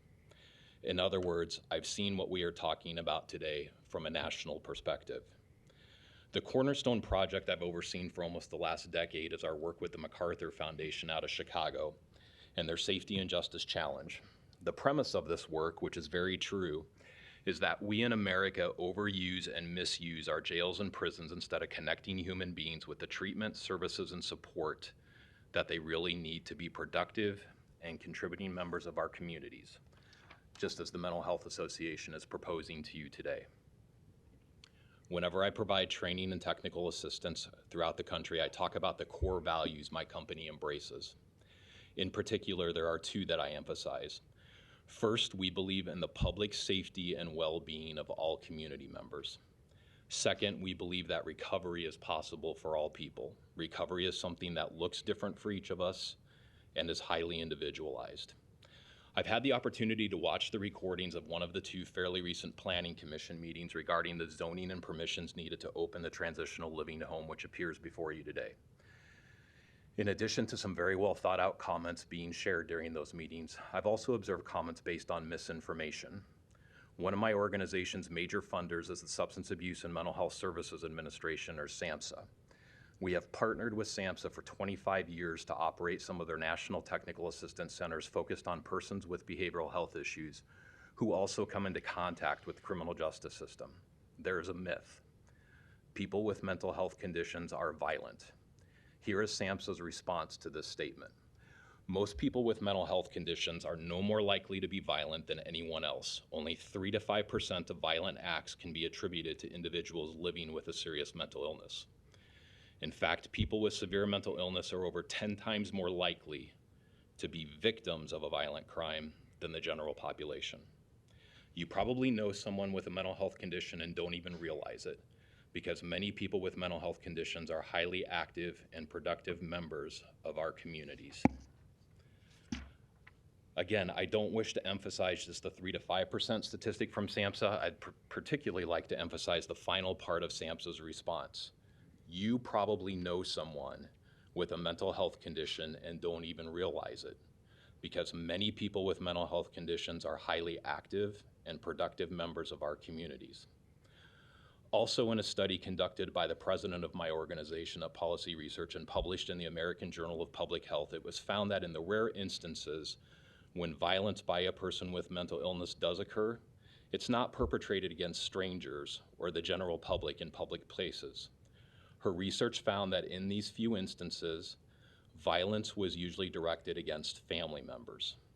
So if I was to provide a summary statement, what does all of this mean? The body of research communicates to people who are in opposition to the Mental Health Association of Nebraska opening up a transitional living home in Omaha due to fears of violent acts being committed by the guests being served there, that they actually have more to be worried about from someone like me, who does not deal with any type of significant mental health issues than they do from the guest being served by any of the 24-hour, 7-day-per-week staffed houses operated by MHA. If the individuals being served by the Mental Health Association moved into the country club neighborhood, it's highly unlikely that anyone would even know it. You know now because the staff of the Mental Health Association have done the right thing by notifying neighbors, circulating flyers, appearing before the council, the planning commission, and now you as the city council. And I'm going to skip the part of my testimony that Casey brought up earlier. I want to make it clear that while there's a professional side to my testimony today, there's also a personal one. Casey Parker, the executive director of MHA, is also my wife. I think that my testimony is an example of living what you believe in and communicate to others. While Casey and I have only been together the last 5 years, I first met her in 2003, back when I was providing services within the Nebraska prison system. Little did I know at the time that some of these same individuals that I was serving would be or are now employed by Casey and MHA. Some of these staff members at the time I was working in the prison system lived in the general prison population, while others spent a good deal of time in isolation and segregation units. In the last 5 years, the MHA staff I am referencing in this example have been to my home on a monthly basis for staff meetings, have been to my wedding with Casey, and even when one was the photographer for our wedding. If you would have suggested the possibility of this to me back in the late 90s and early 2000s, I would have told you that you were the one dealing with mental health issues. I've both observed and lived the power of peer support as a catalyst of true and meaningful change. In my humble opinion, the influence of peer support for the population of individuals we are talking about today has a far greater positive influence than anything I possibly possessed as a licensed clinician. Another example of living what you believe in is my wife, Casey. My mother-in-law passed away 2 years ago after being ravaged by Alzheimer's disease. When my wife and I started dating in early 2019, Casey had already moved her mother into the Lexington Assisted Living Facility. Geographically, the Lexington is situated directly next door to Hanu Home in Lincoln, and the two homes actually share a parking lot. It's been amazing over the last 5+ years to watch so many shared activities between guests at the Hanu home and residents at the Lexington. These activities have included pumpkin carving contests between the residents, shared Halloween and trick-or-treating activities, shared 4th of July activities, and other.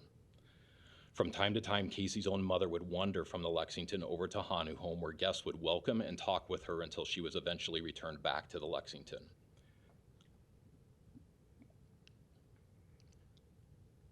Casey did not fear how her own mother would be treated by guests at Hanu home. Staff and residents of the Lexington did not fear their neighbors at Hanu. Instead, they created a small community encompassed by friendship, compassion, and the shared human experience, demonstrating that without exception, we all need help and support at different times in our lives. Today, you're going to hear the thoughts and emotions of persons. Summarize, if you could, a little bit. Yes, I'm on my last paragraph. Okay, thank you. Today, you're going to hear the thoughts and emotions of persons who are in opposition to MHA's transitional living home being open and guests being accepted to live there. Each person's thoughts and emotions matter. That being said, this cannot be a decision based on emotions, which I've clearly displayed today. It has to be based on the data, the evaluation, the research, the outcomes, and the results, which have all taken place prior to today's convening. With that in mind, we know that homes such as the ones operated by MHA work. They do not place other community members at greater risk. Instead, they create a sense of community and belonging and purpose for all individuals. If given the chance, I think that many neighbors living in the country club area will grow and come to appreciate the presence of the staff of the Mental Health Association, as well as the guests who will reside there. We definitely know this to already be the case today in 2 areas of Lincoln where homes are operated by MHA. Thank you. Thank you. Next proponent, please. And just give me a sense of how many more speakers we have for proponents? 2? Okay, go ahead. Good afternoon, President Festerson and honorable members of the Omaha City Council. My name is Tammy Ward, and my address is 641 Northwest 20th Street in Lincoln. I'm a former chairperson and recent member of the Lincoln City Council. I'm also pleased and honored to say I'm a board member of the Mental Health Association of Nebraska. I'm here today, obviously, to testify in support of this project in your great city.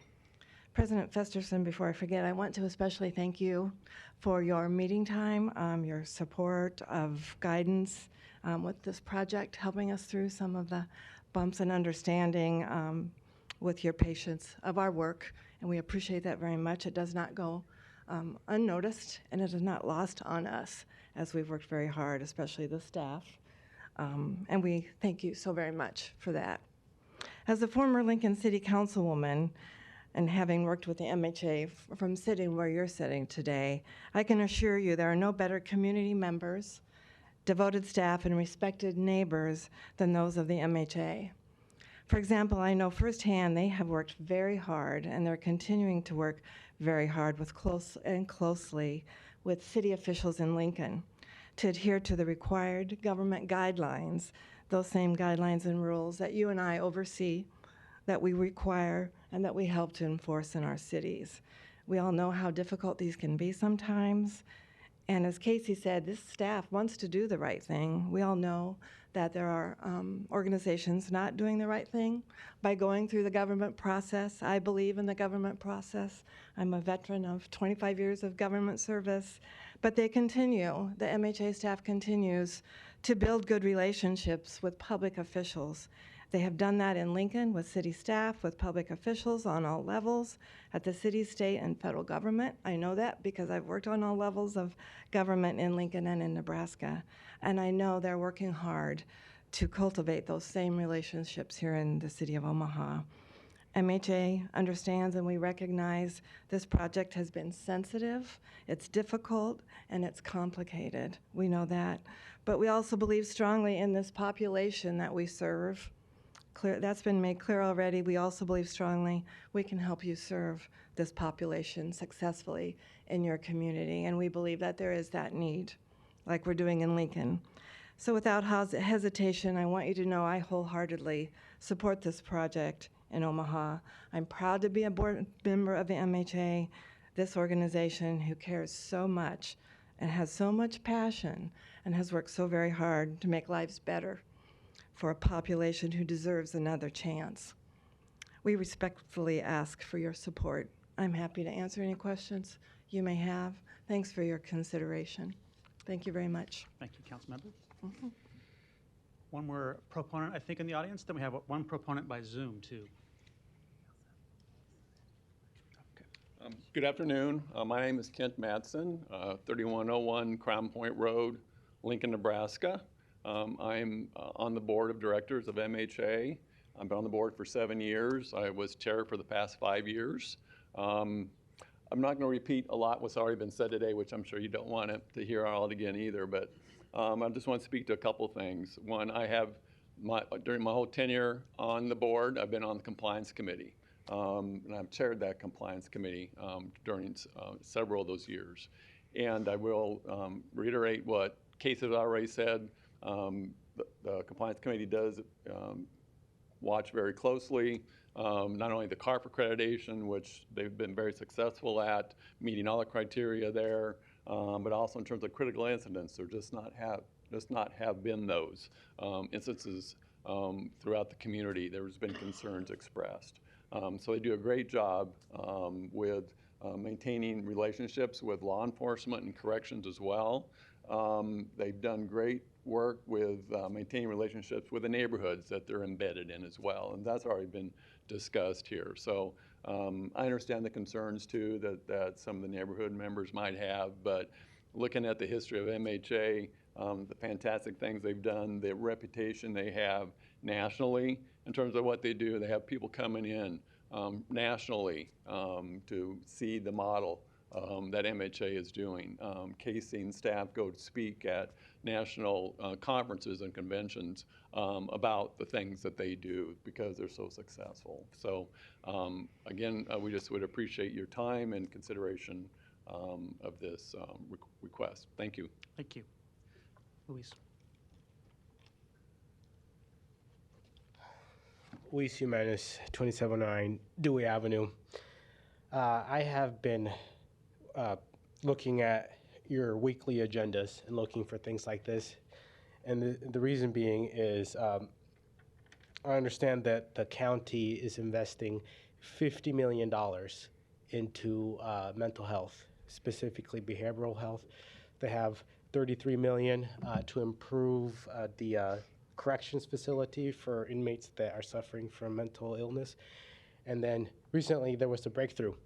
They're going to build a facility, $17 million or so, for acute behavioral health for those in crisis, basically. And so the thing that I was looking is like, how are the gaps in services being addressed? And I think this project supports the gap in those in transition. Thank you. Thank you. Any other proponents in the audience? Yeah, please come down.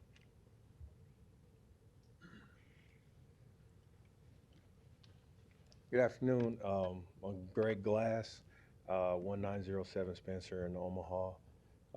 I'm a peer support mentor through 180 Reentry at Metro Community College.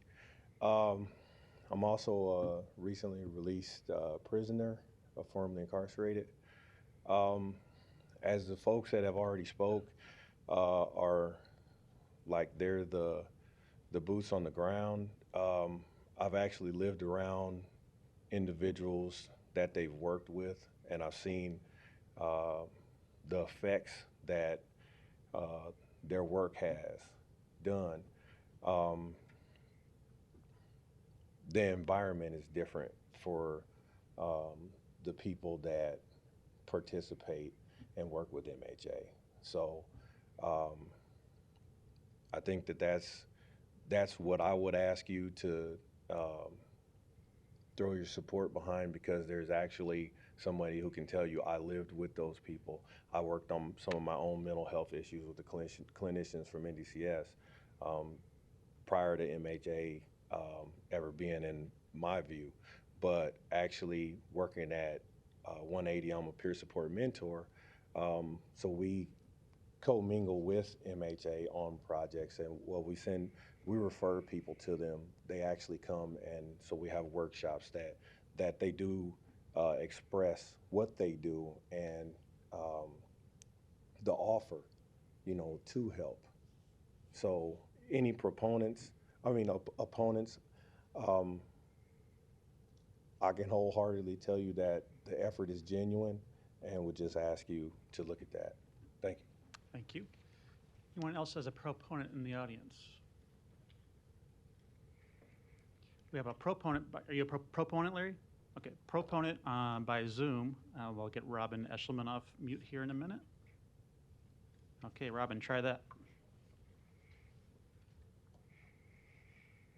All right, does that work for you? Yes. All right, name and address, please.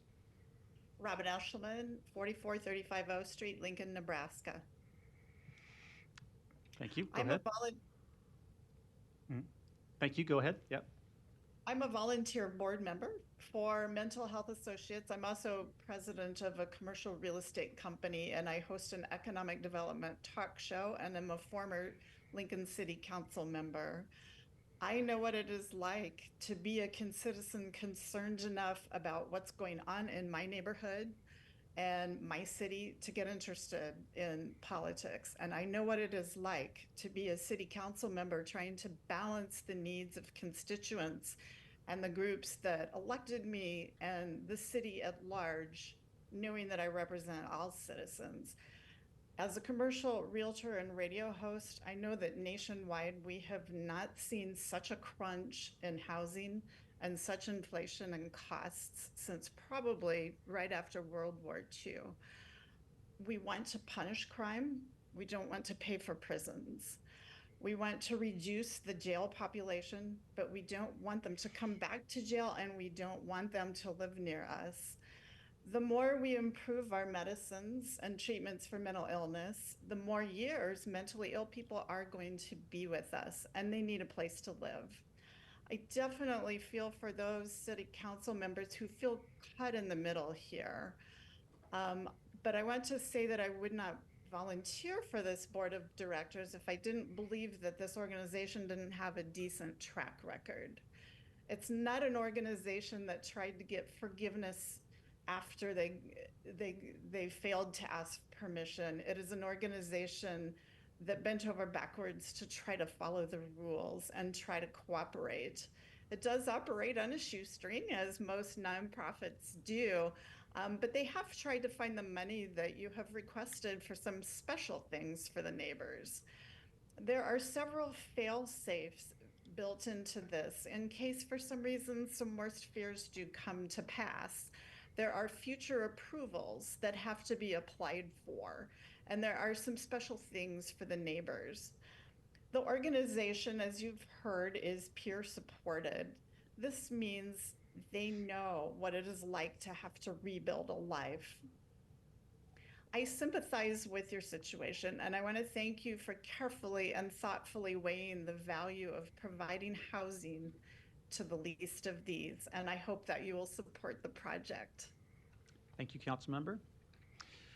We'll now move to opponents. Hello, Jason Caskey, 6038 Country Club Oaks Place, about a little less than a mile away, just north of the facility. I am an attorney, but I am here on my own behalf.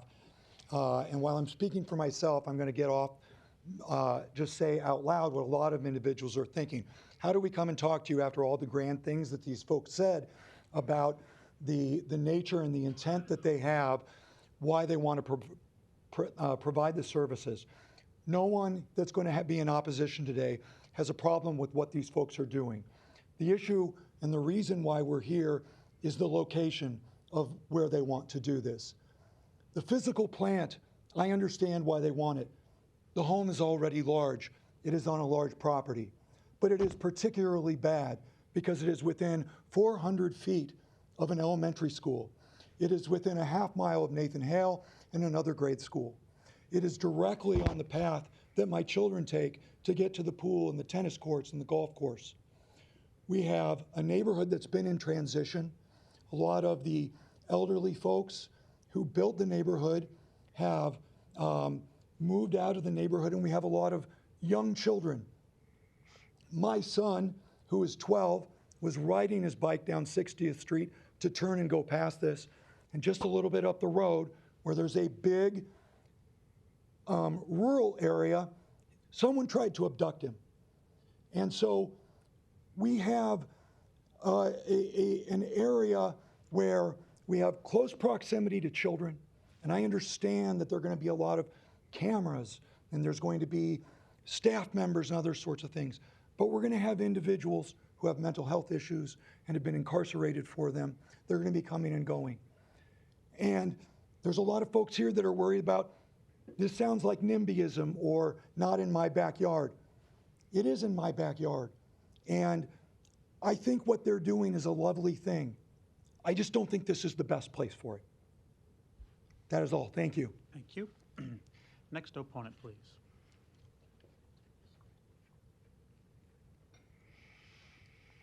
You did call for opponents, right? Opponents, yeah. Larry Storer, 5015 Lafayette Avenue, Omaha, 68132. I'm not against helping people. I'm not against the concept. I'm against the traditional operation of these things. I've had some experience in social services and corrections. I've known some people involved in corrections. Some didn't make it. I have a relative that's been in the system for a long time, and I've been very instrumental in transporting and made many observations over many so-called homes in this state of Nebraska, many, for one grandson. And those observations have not been real good because unfortunately, there's some nonprofits that promise good, that sound good, but they're unable to deliver because of human behavior, either by staff members or by clients. And in this state, a grandparent has no standing whatsoever. You can provide them the transportation, you can set in the meetings, but you cannot have anything to say about it. Even the observations that have been made about the lack of actual enforcement of the laws and building codes, follow up on the behavior problems. You know, there's a problem, but behavior versus, or mental health versus criminal, there's a difference. And who can define how many issues, different issues of mental health there are? Now, would you say autism is a mental health issue? Would you send them to a home like this? Probably not. Now, in the course of my grandson's growth, I've been to a number of presentations by a mental health and professional, educational parent and patient organization. I met the original Rain Man. If you know what autism is, you probably know about the Rain Man. I had a private supper with him and his father in Pennsylvania during one of these conferences they went to. Very interesting. He asked me where I was from. I said, Omaha, Nebraska. He started reading off all the names of the streets of Omaha, Nebraska. There's a gentleman that had a mental health problem. Supposedly you would say that, but he could read one page out of this book and one page out of that book at the same time. And it's retained. There was one person there called Temple Grandin that gave a nice presentation about, because she had this problem with that. It's similar to autism, but it isn't. It's the corpus callosum, the missing part of that membrane between the two halves of the brain. So the neurons can't cross. They have to go forward or backwards, and they can't really grow. But a lot of these people have special talents, but they're not necessarily criminally or mentally ill. They have a problem, yes. Those people can be valuable in society, but what struck me off to start with is all of the nonprofits here, nonprofits everywhere. And I didn't have a chance to read your proclamation last night or the attachment, and you didn't hand one out. But what set me off was this young lady here. As good as she is, she brought up something that really grinds me, and that's the words diversity, equity, and inclusion. Larry, you got to stay to this topic, okay? This is a Pete, special use this permit. has to do with it. This is a This special use has to permit, do with it, Pete. Will you 6055 stop it? Country Club Avenue. You let all these other people go on and on and Because you're on. getting Thank off- you, sir. you're getting off topic. You need to step down, but keep diversity, equity, inclusion out of it. That is a Marxist termination. All right, Larry. Terminology. That's it, you're done. And if you put it in your resolutions, you should strike them. We are not a Marxist society, sir. All right. As long as you stay on topic, everything's fine. Next opponent, please.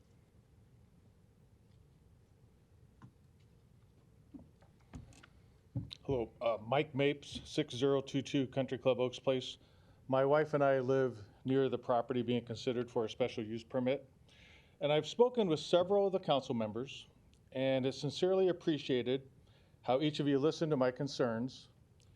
It's encouraging to know that each of you were already familiar with this property, and you understood the significance of the request for the special use permit. And first of all, my testimony in no way should impugn the mission of this Lincoln-based business. Great mission. And I agree with Sheriff Hansen that this could be beneficial for Douglas County. But there's two important reasons why this special use permit should be denied. Number one, safety for the children who attend school nearby. And number two, inserting a business like this into any quiet residential neighborhood is going to negatively impact the values of those homes. Now, regarding the safety issue, Councilman Festerson explained to me how they're not going to allow sex offenders to be treated at this facility, and that's proper and it's appropriate. And we're adults here. And the children of this community rely on us adults to make decisions that will not expose them to greater harm. This project clearly exposes them to greater harm. Simply stating that any convicted sex offenders aren't allowed to seek treatment here isn't sufficient. We all know how plea arrangements work. People are charged with crimes that could include sex offenders, and then those larger crimes are dangled in front of them to agree to a lesser charge, where they accept the lesser charge because that avoids a lifetime label of being a sex offender. There's only one way to guarantee 100% that no sex offenders attend treatment at this property, and that's to not allow the special use permit. Now, the property values, again, take any residential neighborhood, insert a business smack dab into the middle of it. That's not why the people bought into those residential neighborhoods. And I believe they said even one of the homes that they purchased in Lincoln had 20 units or 20 bedrooms. Great, let's look for one of those. Won't be in our neighborhood. With the size of this city, there's got to be a more suitable location for this Lincoln-based mental health treatment center. 6055 Country Club Road is a horrible location, and the special use permit needs to be denied. Thank you. Thank you. Next opponent, please.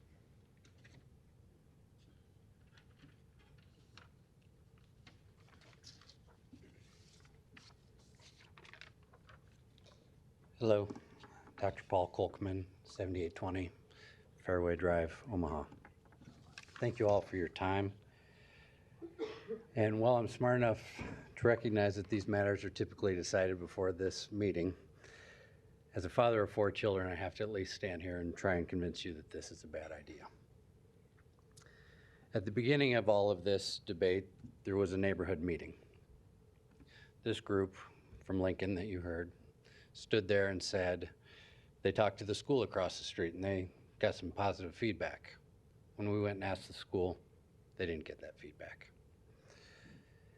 At the planning board meeting, they indicated that many of the neighbors are in favor, and while we've heard a lot of their group from Lincoln are in favor, I think if you look at the actual neighbors here and the 235 signatures on that,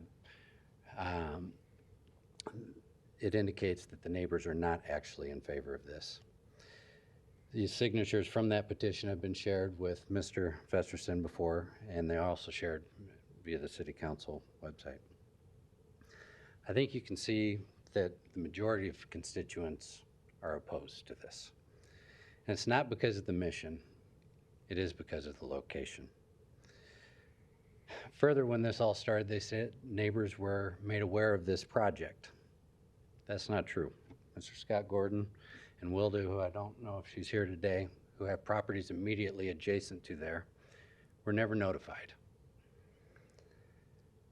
They also, at the neighborhood meeting, said that nothing could be really done to stop this other than to come speak at the city council, but they said it with a smirk on their face as if they already had a backroom deal. I hope this also ends up being false.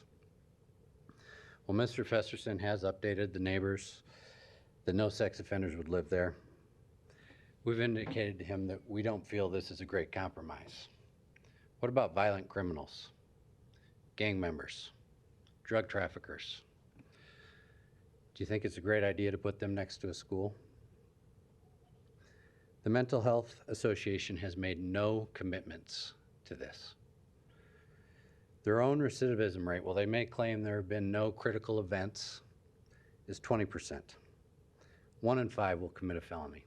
They plan on housing 8 people there with a revolving door. Make no mistake, felonies will be committed right next to a school. Normally, if you could prevent felonies at a school, you'd be deemed a hero. And you have that opportunity here today. While it may be true that felons can live anywhere, I think we all know there's a difference between one felon living in a neighborhood where they may become a part of the neighborhood versus 8 at a residence with a revolving door, endangering others. As this all progressed further, more questions arose than answers for me. So I started to go look at their website. Their goal Just Or- turn that a little bit. I Yep, think yep, it's, I'm sorry. Yeah. Up, Halfway other way. back. There we go. you go. All right, I got it. They're completely peer-run, which peer counseling certainly helps. But when you look at further into this, who's on their board? Nicole, she's a lawyer. I think it's good to have those in most groups. Art, the vice chair. He runs a company that I've never heard of, Generator, looking to accelerate to capitalize the community's genius with opportunity. Whatever that means, it doesn't sound like a mental health expert to me. Well, there is a gentleman with a master's degree here. They don't have a psychiatrist, and many inmates have serious mental illness that could warrant psychiatric intervention. If you look at their goals, I'll try and turn it again. This is number 1 on their sheet. Partner with jails, first responders, DOC, that all sounds great. And then partners and stakeholders and grow what they already have. As I understand it, Lincoln has passed a statute saying no further transitional living. So I'm guessing that's why they want to expand here. But who are their stakeholders? Who are they really serving? Their strategy, in my opinion, should be to lower their own recidivism rate and care more about where they're affecting others as opposed to their stakeholders. In short, we have a company from Lincoln who does not truly care about our community, or they would not have chosen this location in the first place. I believe you also received an email from my former chief probation officer this morning stating that this was a bad idea. They have not proven that they will be safe for our community, only that they wish to make their stakeholders happy. This is very simple. We care a lot about our kids. As a physician and a Christian, I care a lot about the people's well-being. And while many of us believe in second chances, that should never come at the first chance of a child. So I would humbly ask that you vote no and protect the children in our community. Thank you. And just so everyone knows, Councilmember Harding had to leave to catch a flight. It wasn't lack of interest in the testimony today. I wanted to point that out. Next opponent today. Good afternoon, council members. My name is Scott Gordon, as you just heard. Scott Gordon, 6052 Country Club Road. So, as Paul just mentioned, I own the property immediately adjacent to this facility or proposed facility. I can tell you I did not receive any notice, letter, nothing in our door or mailbox to let us know that this was coming. We weren't made aware, and we were not part of the community meeting that was held at Olive Crest. One other point that I have, because I think Paul did a pretty good job there, but I kind of want to think about this just in terms of risk and mitigation. And I kind of want to structure this conversation in a way where I want to know more about what happens when things go wrong, and what we can do to mitigate those things. And I was asking a friend of mine who's in the insurance business, and I was generally curious about general liability policies on not-for-profit homes or businesses such as this where you have habitational risk elements. And as the proposal here and the proponents here have said, they're going to have 8 people, 90 days in and out of that facility. And I know from the conversations that I've had with some of those individuals that it would be extremely difficult to secure an insurance policy. So you may be aware of another not-for-profit called Omaha Welcomes the Stranger, which is a Sudanese home that ultimately was unable to secure an insurance policy due to this risk. So I just want to understand if something does go wrong, if you are introducing risk, you certainly are introducing risk to this neighborhood by putting this in any neighborhood you're introducing risk. What are the mitigating efforts that are going to be present, whether or not there is a substantial amount of, or an adequate amount of general liability policy, specifically with molestation and abuse coverage lines, and whether or not that those things are going to be carried forward routinely year over year. And if they're not, that's a real conversation that this community needs to have, because you're asking them not only to share the risk of resuscitating these individuals, but if something were to go wrong and they would not be able to participate in any sort of monetary award for the damages that have been sustained by those individuals. And again, like if this was something that would have been covered or mentioned earlier within the planning of this, we would have loved to have heard about that. But again, we were not notified. We were not able to communicate to this at all on the prior meetings here related to the rezoning of this property from GC to R7, and whether or not that this is part of the master plan of this being an actual appropriate facility that can sit within the civic R7 residential. I struggle to think that that's a good idea. So anyways, again, those are my points, and I urge the council to deny the request. Thank you. Thank you. Next opponent, please.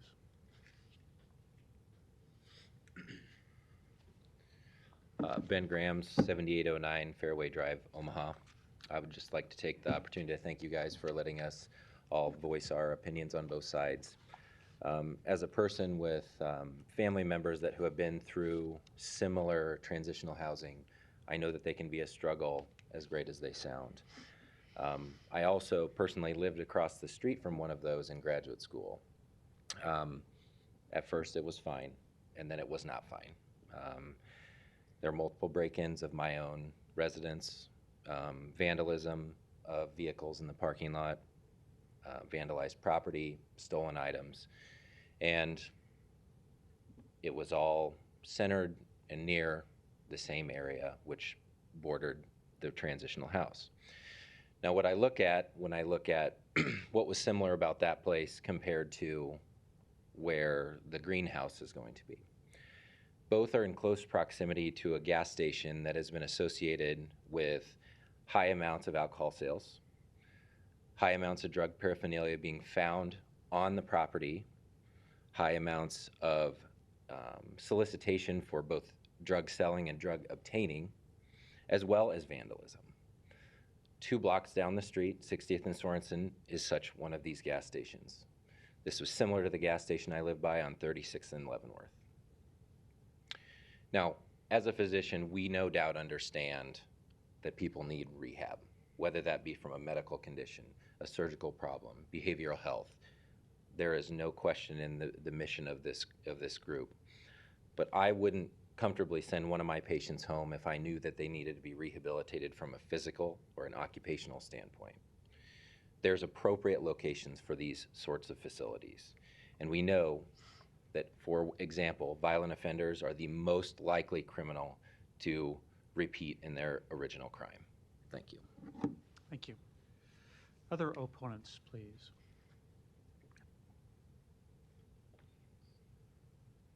Hi, my name's Megan Prickett. I wrote this as an email because I didn't think I'd be able to be here, but I'm really happy I can be here in front of you guys. Thanks for having us. I just started off saying I applaud. Address too, please. Megan Prickett, 7700 Fairway Drive, Omaha, Nebraska.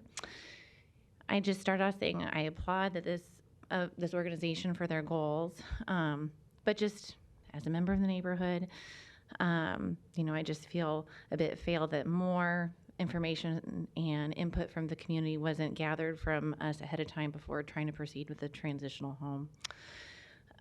We moved to the neighborhood in 2017. We have 3 kids. They're 4, 6, and 8.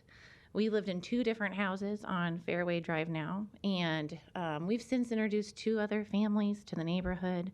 They've since moved, brought their young families. When we moved to Fairway Drive, there was 1 other family with kids. Now we have 6 other families living on the street, and that's not unique to our street. We see that happening more and more in the neighborhood, which is really nice to see. We have lots of neighbors that have our first time, they built the homes, and we hear so much about the rich history of the neighborhood. We love hearing their stories. It's a really great neighborhood. Me and my husband, we'd like to see the pattern continue of introducing new families to the neighborhood and keep it as a neighborhood that people feel safe and want to put effort into revitalizing the neighborhood. The school that we've been talking about, Springville, that's immediately catty corner, is a great school. You know, it really is a bright spot for the neighborhood to send their for people to send their kids there. And it's nice to be able to tell people about that when we're talking about our neighborhood. You know, when you're thinking about moving someplace, I mean, I think as young families, you're thinking about schools and safety. And so certainly when I talk to people about those, I want to feel like I can be transparent and sharing our experience and, you know, leaving out about this transitional home. I would not feel like that would be something I could leave out. And I think families would really want to know, especially their people. Anyway. So we love our neighborhood, and we see multiple benefits of living in the area. But if you're from Omaha, you know, there's a lot of preconceived notions that many people have about North Omaha. And, you know, I feel like we're still working against that in terms of optics for our neighborhood. I don't think this would help. You know, there was a shooting that was ruled a homicide just on the corner of 72nd and Country Club Road not even 2 years ago. And, you know, multiple times I've had to explain to people, we're safe in this neighborhood. My family, my kids are safe. And I just don't want that to be propagated more. Yeah, I mean, in writing this, I just said, you know, ultimately it feels like the city is kind of sending us a message that I'm glad we're having this opportunity to speak, because otherwise it would feel like, you know, we're going to put it in this area because nobody's going to pay attention or put up a fuss about it compared to maybe some other areas in this city. You know, just thinking about solutions, you know, I would think that there are areas of Omaha that are experiencing much more rapid growth in terms of new home ownership, neighborhoods that are not already fighting a stigma that could easily absorb a more unique housing situation as this due to people's other desires to be in the certain school system or other considerations they might have in buying a new home or moving somewhere. So those are my concerns. I hope you will take those into consideration. We really care about our neighborhood. Thank you. Thank you. Other opponents, please. And just to give me a sense, how many more speakers we have? Looks like 3 or 4. Yeah. Okay. Thank you. My name is Tom Dutterer at 6132 Country Club Road in Omaha. I'm here to request that the City Council would not approve the Mental Health Association's application to house the men and women with felony drug and alcohol addictions located at 6055 Country Club Road, which is, as it's been already explained, it's adjacent to 3 schools. According to the Mental Health Association's mission statement, their program can cross bridges to generate relationships that create a more inclusive and safer community for us all. And, you know, and I can look forward to that. You know, I appreciate what they're trying to do too. But my concern is that the house at 6055 Country Club is approved as a transition home, or if it is approved, will allow the children and families in the Country Club neighborhood and those children attending the adjacent schools to be exposed to the traumas, addiction struggles, and interactions with the men and women living at the transition house, in addition to their past and current contacts with drug and alcohol addictions, sex offenders, and gangs, which will not create a safer community in the Country Club neighborhood and adjacent schools, which would also contradict the Mental Health Association's mission statement and objectives. Thank you. Thank you.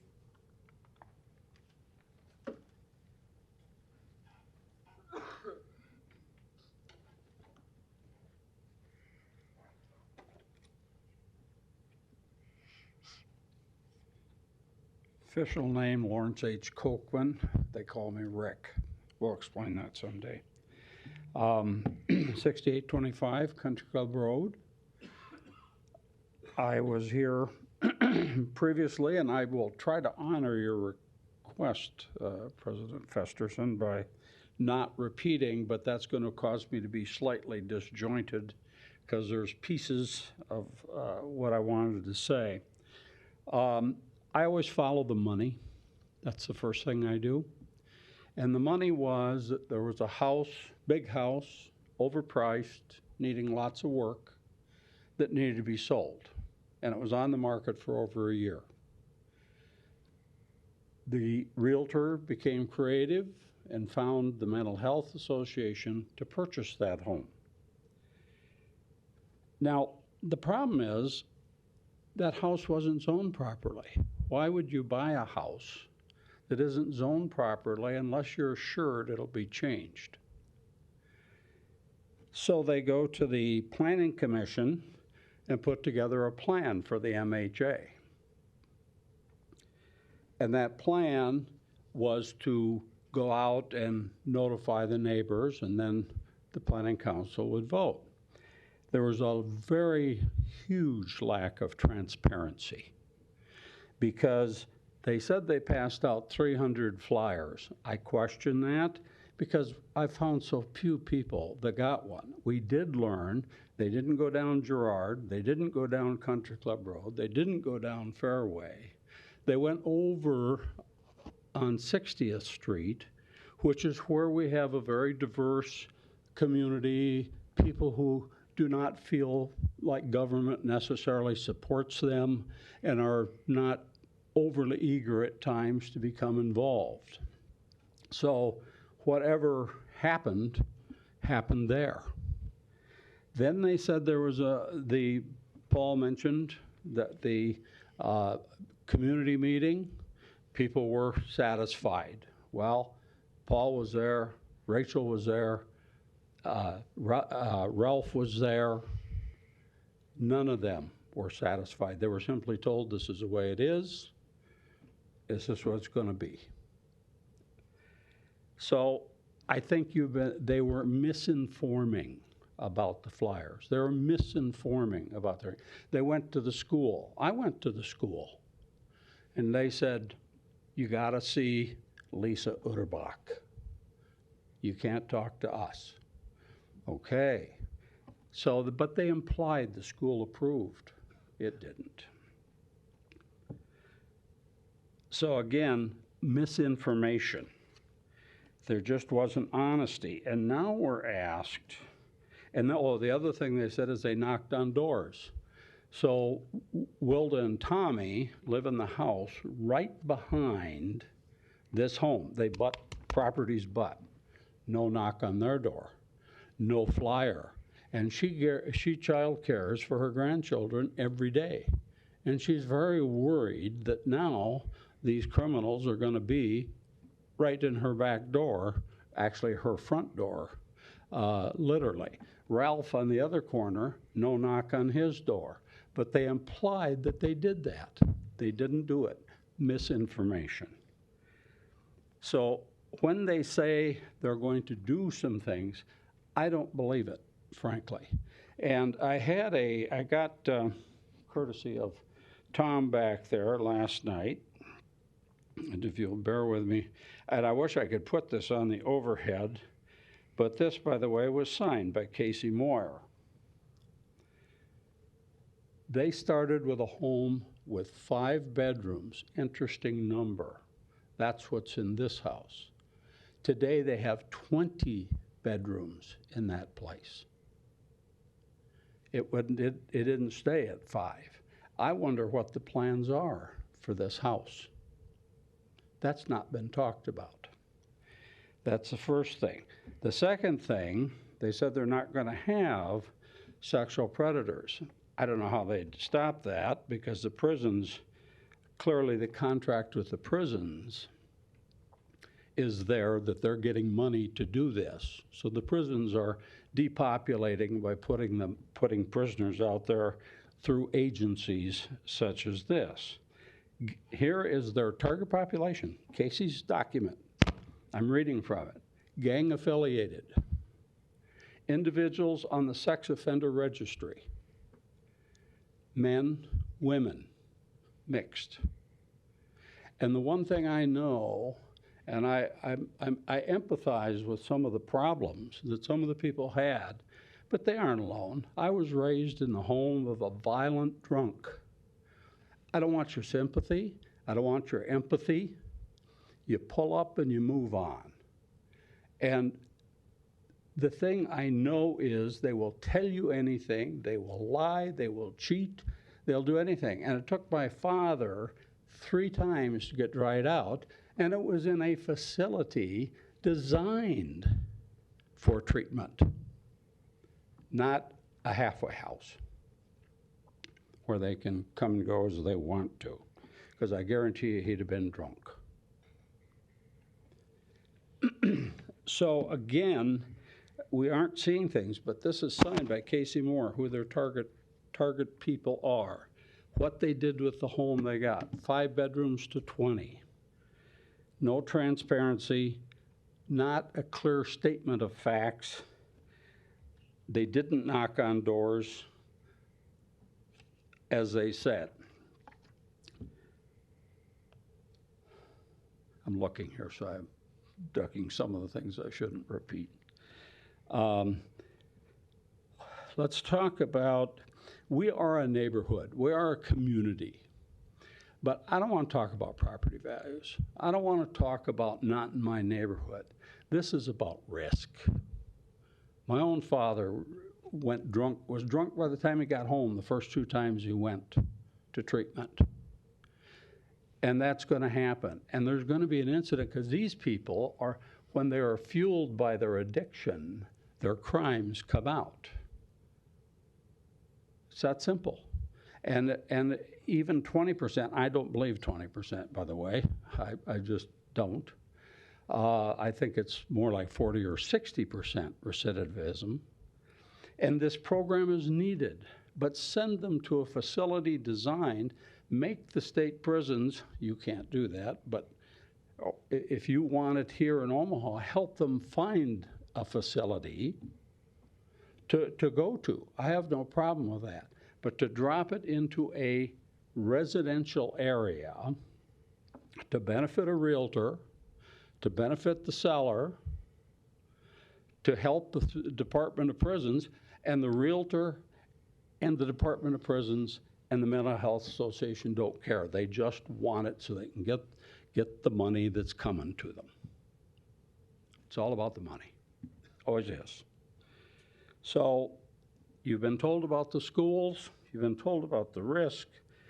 Recidivism, they don't talk about very much. And I would just encourage you to keep this a residential area for safety, not for property values, not in my neighborhood, for safety, for the kids particularly, but also for all the wives and people out there walking their dogs. I thank you for your time. Thank you. Other opponents?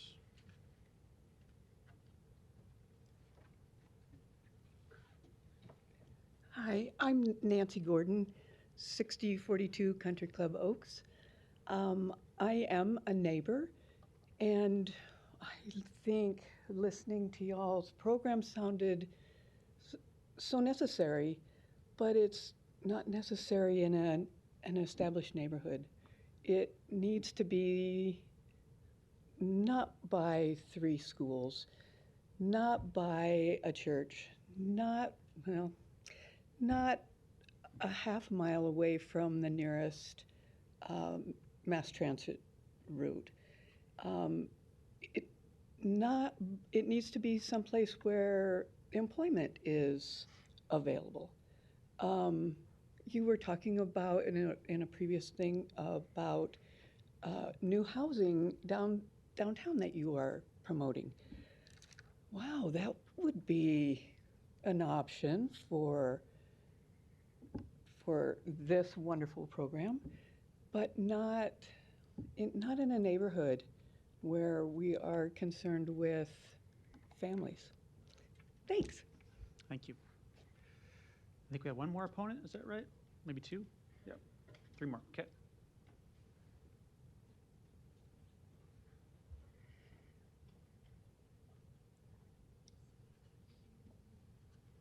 Thank you. Bob Morford, 6054 Country Club. I live directly across the street from the planned house. I received none of the notifications, none of that. I'm concerned about parking. You know, it's been approved, however, but they're gonna have people there. It's just a driveway for a house. I look out the other side. I live on the corner. Look out the other side, and there's a playground. Young kids screaming, having the time of their life. I don't think this is the place for it. You talk about your master plan. That's got back to, I don't believe this is the place for it. So, thank you. Thank you. Next opponent, yep, please come down.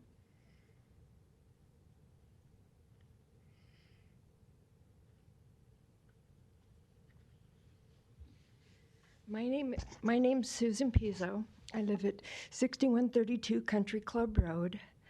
I'd just like to say we really didn't get any notification, and when we just found out, in fact, I had my husband say, "You've got to find out when this meeting is." Well, we found out that it was today, last night. So we talked to some of the neighbors, and next door didn't know about it. Across the street didn't know about it. Catty Corner didn't know about it. The other way didn't know about it. And they were just all concerned. They didn't even know about the other two meetings because not everybody, like they said, older people are moving out or dying, and younger people are moving in. Well, they don't have their email addresses to send the information to. And so it's just disappointing that it wasn't more, as it keeps saying, transparent. But one of my big concerns besides the kids, I kept telling my husband the kids is the big thing, but because at the school, even our grandkids will go up there and play, you know, on Saturdays or Sundays or at night. Other kids do too from the other neighborhoods. But we have no street lights on our streets. None. Zero. It is pitch black at night there. We have no sidewalks. We have a lot of bushes and trees that cover the area. So you can't see what's coming at you or what's not. If you walk around at night, you're carrying a flashlight or, you know, because a lot of people do walk their dogs. And I love what you guys are doing. I really do. I think it should be more inclusive of just not prisoners. But there's a lot of people that do have mental health issues that can get the benefit of it. But the location, I'm with everybody else. It's the location. It's in a neighborhood. And it's secluded. So it's just really damaging, or what could happen. And I just thank you. Thank you. Next opponent.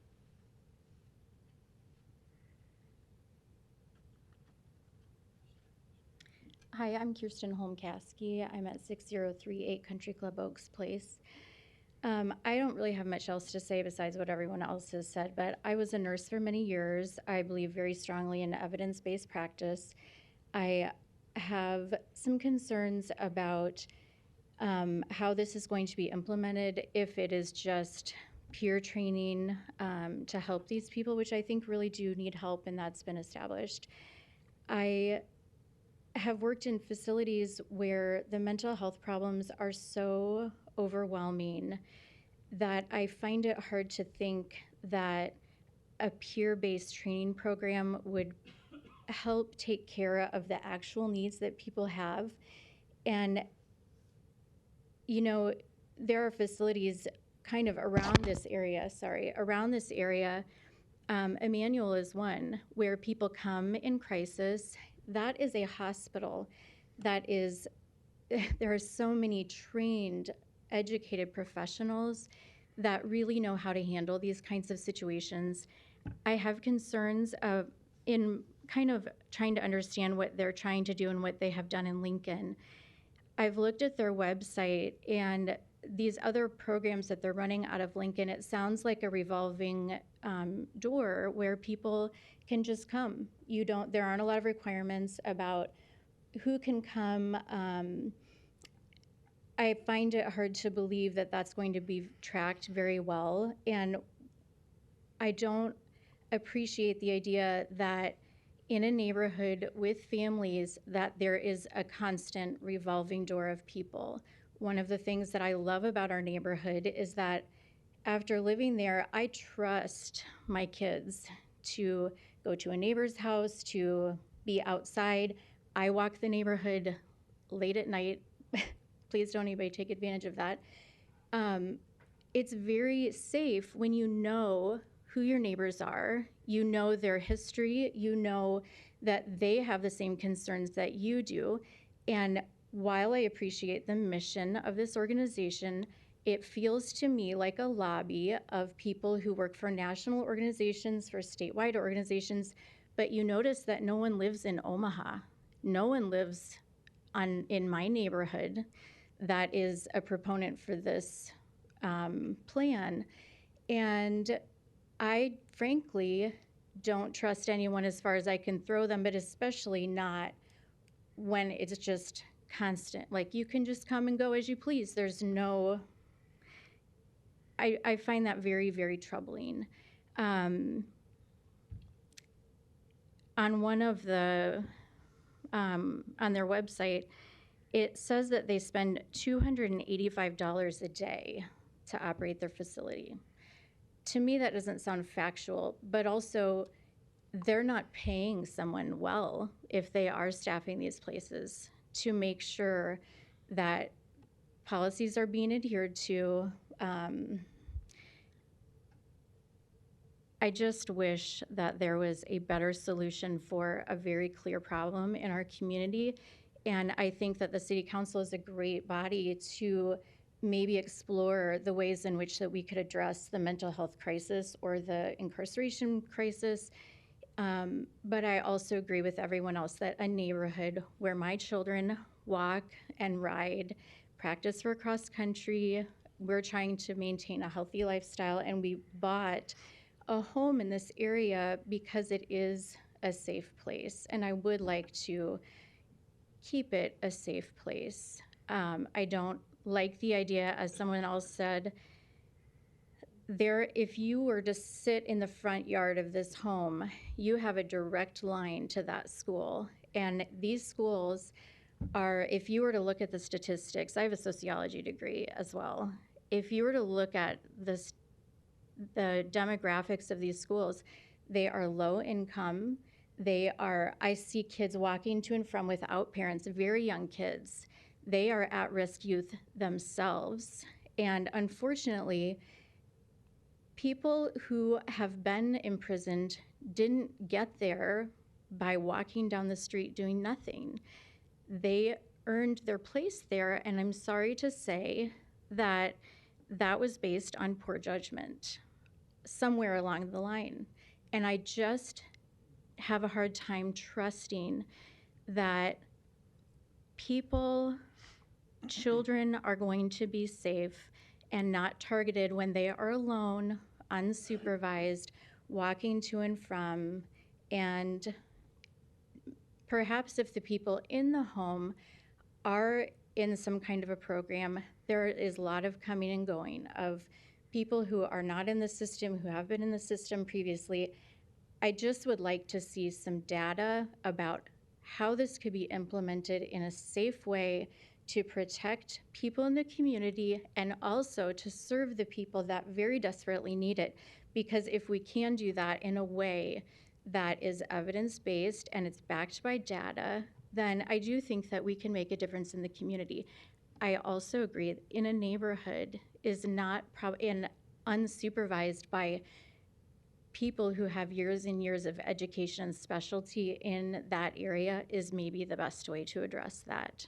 So I really would appreciate it if you would think about if you'd like it in your own neighborhood, and please vote accordingly. And I do vote, so just letting you know. Thank you. I saw the sticker, yeah. Thank you. Are there any other opponents today? All right.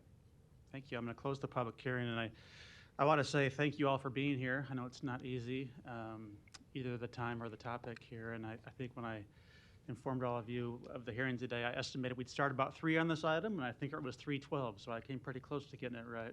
Hopefully that was helpful. I want to offer just a few observations and maybe a few questions for either you, Tess, or Casey. Then I know we have other council members who have their lights on too, who likely will have some questions as well. So this is my district, and I've been working on this since it was approved by the planning board, both with neighbors and with MHA, and had met with the Lincoln Council members for their experience, and some law enforcement members, as was referenced.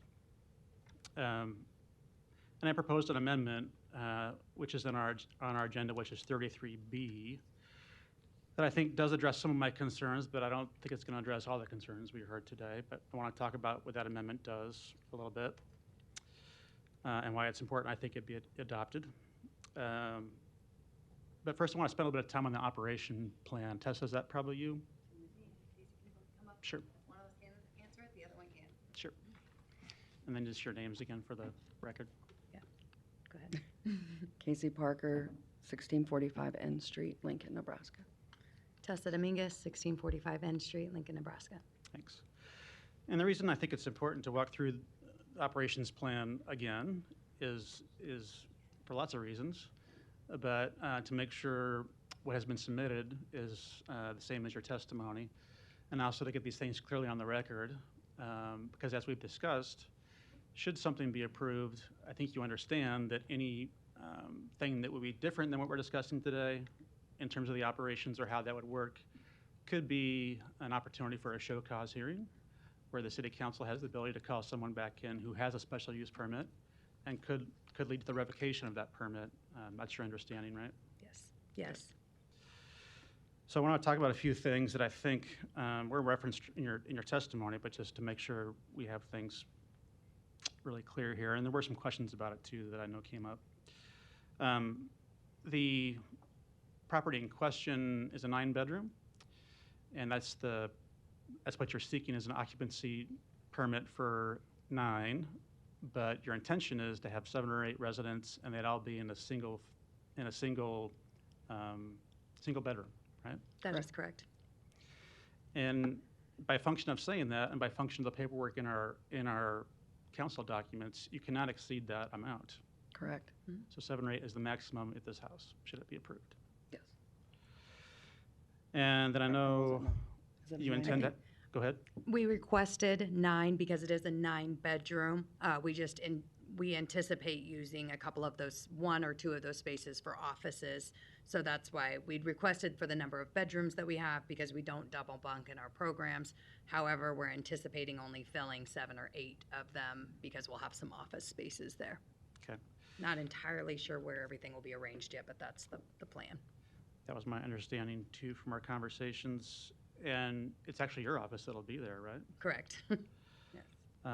And so in the staffing plan that's associated with the permit and the paperwork, it talks about 1 FTE, which is the program coordinator, which is you, Tessa, Mm-hmm. and your office is located there. And then it talks about 5 FTEs, there's peer specialists. Talk about that a little bit.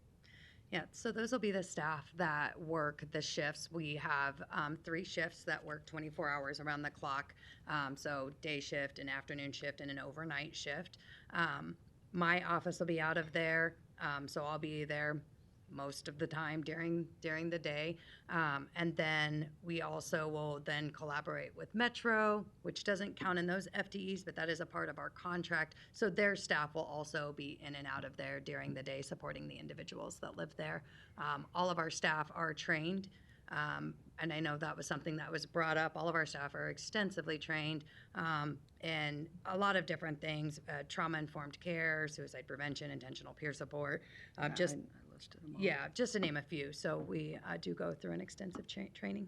Okay. And I would like to mention that when talking about evidence-based practices, SAMHSA does recognize intentional peer support, the wellness recovery action planning that we do, the supported employment, and the peer-run organization as an evidence-based practice. We know the fidelity to those models, and we adhere to those. Okay. And the staffing you just described, it's staffed 24 hours a day. Correct. Mm-hmm. And that ratio then is about 1 to 5, so in that Yeah, range. approximately, yeah. And then a number of us on the city council have had, I would say, challenges with group homes in our district, not necessarily of this nature. And oftentimes what I've found is that challenge has been neighbors might not know a contact who they can call to talk about the issue, or maybe the company's out of state, or we have difficulty sometimes finding the right person to intercede on their behalf. In your situation, that person is you. Correct. And and if this is approved, your contact information and phone number would be distributed to neighbors, and anyone who has a situation could call you directly. Absolutely. I've already received several phone calls and emails from different neighbors that did receive the flyers that we handed out. My cell phone number and my email address were on all of those, so I get them straight to my cell phone a lot of times. And at Kia House, we have the number. It's on a plate on the door, so that if there is an emergency and they don't know our contact information, and we would be willing to do that as well. Okay. And then talk about security and the security cameras. How exactly will that work? Yep. So, so the security cameras are on the outside of the house as to protect people's privacy inside the house.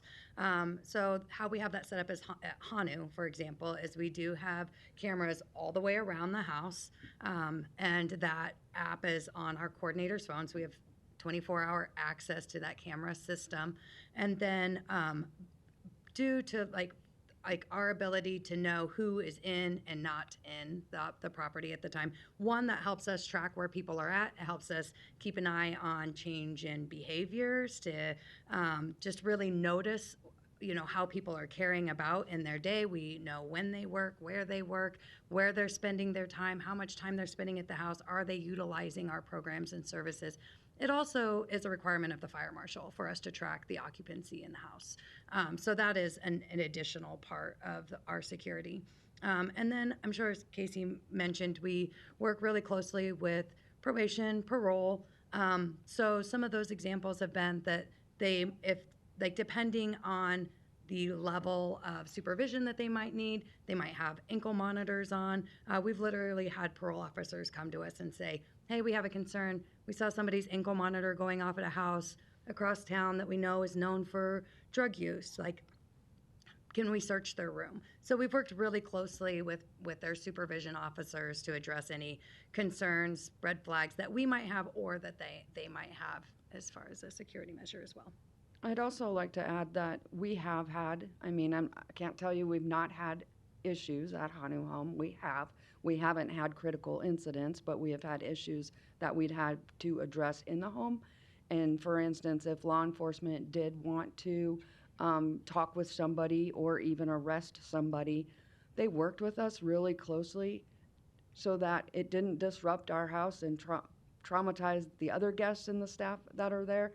And the neighbors weren't even aware of what was going on. We worked very closely with them to handle the situation quickly, take care of things, and it couldn't have gone smoother. There have been less than a handful of those in 9 years that we've been doing this. Okay. And in conversations with Sheriff Aaron Hansen, he's offered many of his services to us if need be as well.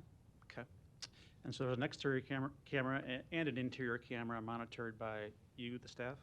There's not an interior camera. We have them sign in and sign out, and we have alarms on the doors so that we know if people are coming or going. But like Tessa said, the security cameras only show around the house, just for privacy and confidentiality of our guests. And then, yes, I do have access to those. Oh, is that what you were at? I'm sorry. Okay. And when they sign in and sign out, is that a free will situation? It's just monitored? So when you first walk in the door, one of the bedrooms is right next to that front door, that'll actually be a staff office.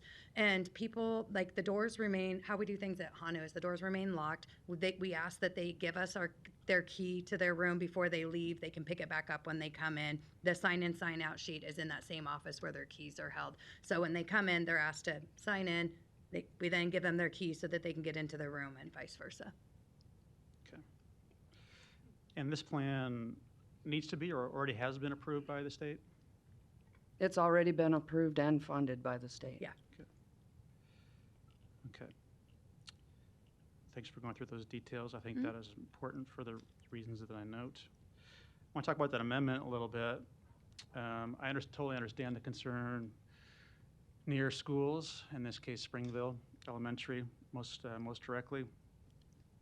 And it's already the case where no one defined as a sexual predator could live within 500 feet of a school. But the amendment 33B would expand that definition quite a bit to say no one on the sex offender list could be at this facility. And then the other thing the amendment does is it ties the permit to the operator, not the property. And the reason why I think that's important is if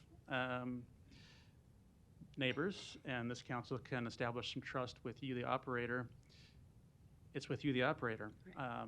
And should operators change or ownership of the property change, the permit goes away, and it's no longer, it doesn't stay with the property and have someone else come in that we haven't had this dialogue and exercise with.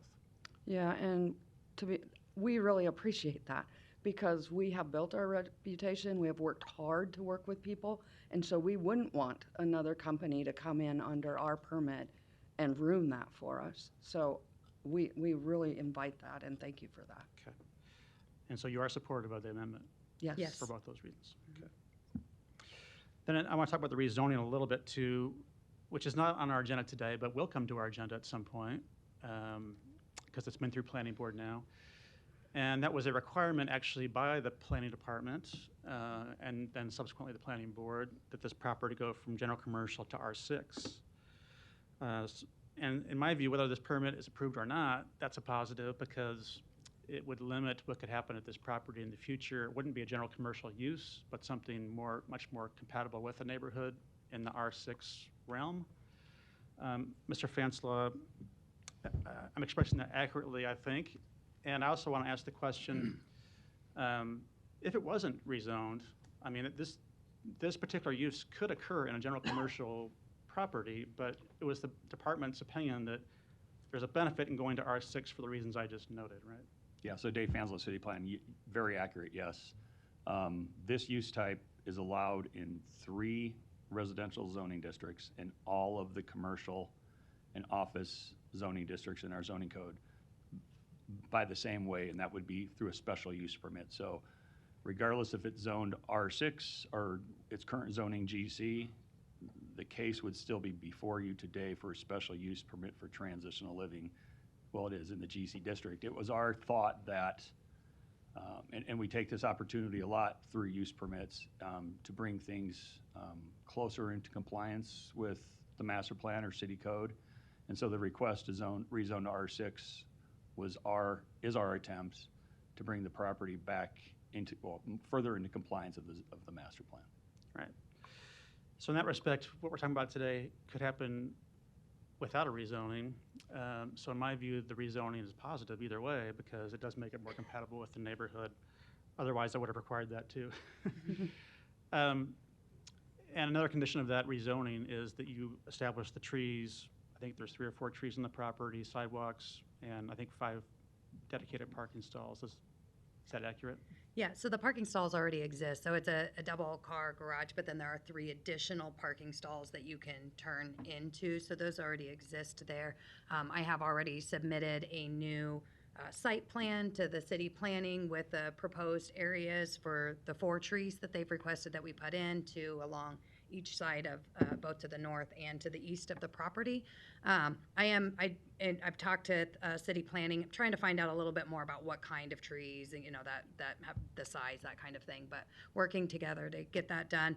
And then on the sidewalks, like I had expressed to city planning as well, we are looking to we have to find funding for that, right? And so putting in, there's a lot of land there. It's a lot of sidewalk that can be pretty expensive. And as a nonprofit, the funding that we get is already allocated to the places where it needs to go. So we are working with city planning to try and get and searching on our own to try and find funding to have those sidewalks put in. Okay. And I believe that would be a condition of receiving a building permit, right? Or an occupancy permit in this case. I'm not sure, I guess. I've never had that proposed to us, so possibly. Yeah, it would be. It would be? Okay, well, good to know. Okay. All right, thanks for that dialogue, and I want to give Paul a chance here too. I think you're raising your hand for any. Yes. Was it you? Can you hear me okay? You have to come up to the microphone though. Thank you. You can sit down. Paul Kolkman, 7820. Forgive me if having your phone number doesn't make me more comfortable because I've called it 3 Test times on with Casey, no you can answer. take a seat if you want. Yeah. And I've called it from that flyer 3 times with no answer. Our neighbor Jerry Mensinger's called it, no answer. That doesn't make this situation change at all, having that number, especially when we already have a lack of trust and communication with them. Okay. Thank you. And yeah, Rick.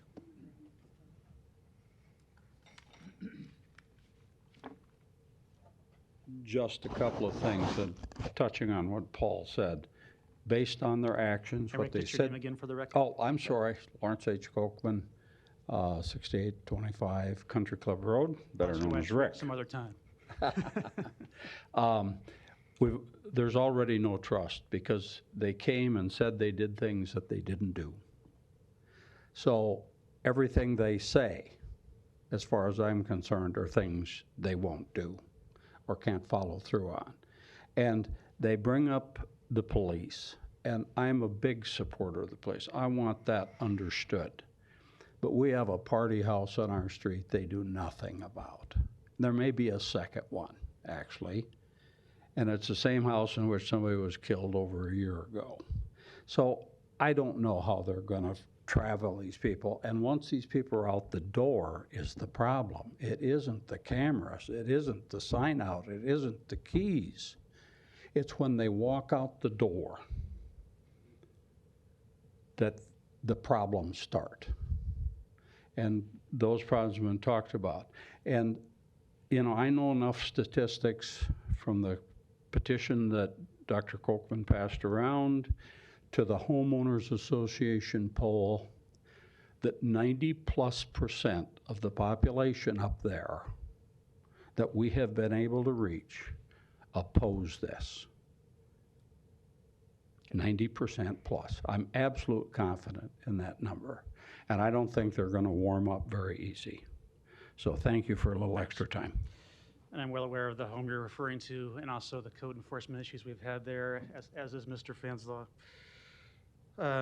Okay, I know other council members have lights on. I just want to say that you know, I think in many cases what we have here is a conflicting situation that's hard to reconcile in the respect that this is something the state encourages.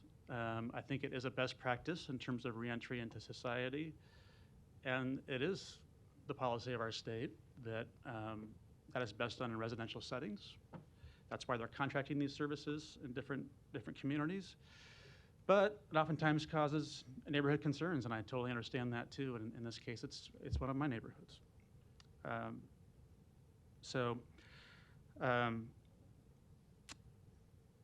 I think other council members are going to speak and offer some opinions, some questions, and some concerns. They haven't spent as much time with this as I have at this point. I think it's likely they may need some time to have this sink in and think about it. And plus, we are missing 2 members today, so I think it's likely this gets laid over for a week, which I would be supportive of. But I'll let other council members take it from here with Ms. Johnson first in the queue. Thank you, Mr. President. Wow. Mental Health Association, you have did an outstanding job at providing the why and what you do as an organization. And yes, I would be remiss by saying that I don't understand the need for reentry individuals to have housing. With that said, I do have 3 questions. Initially I had 4 questions. One of them have already been answered. And so the applicants, KC and the young lady over here, if you guys could answer a few questions for me.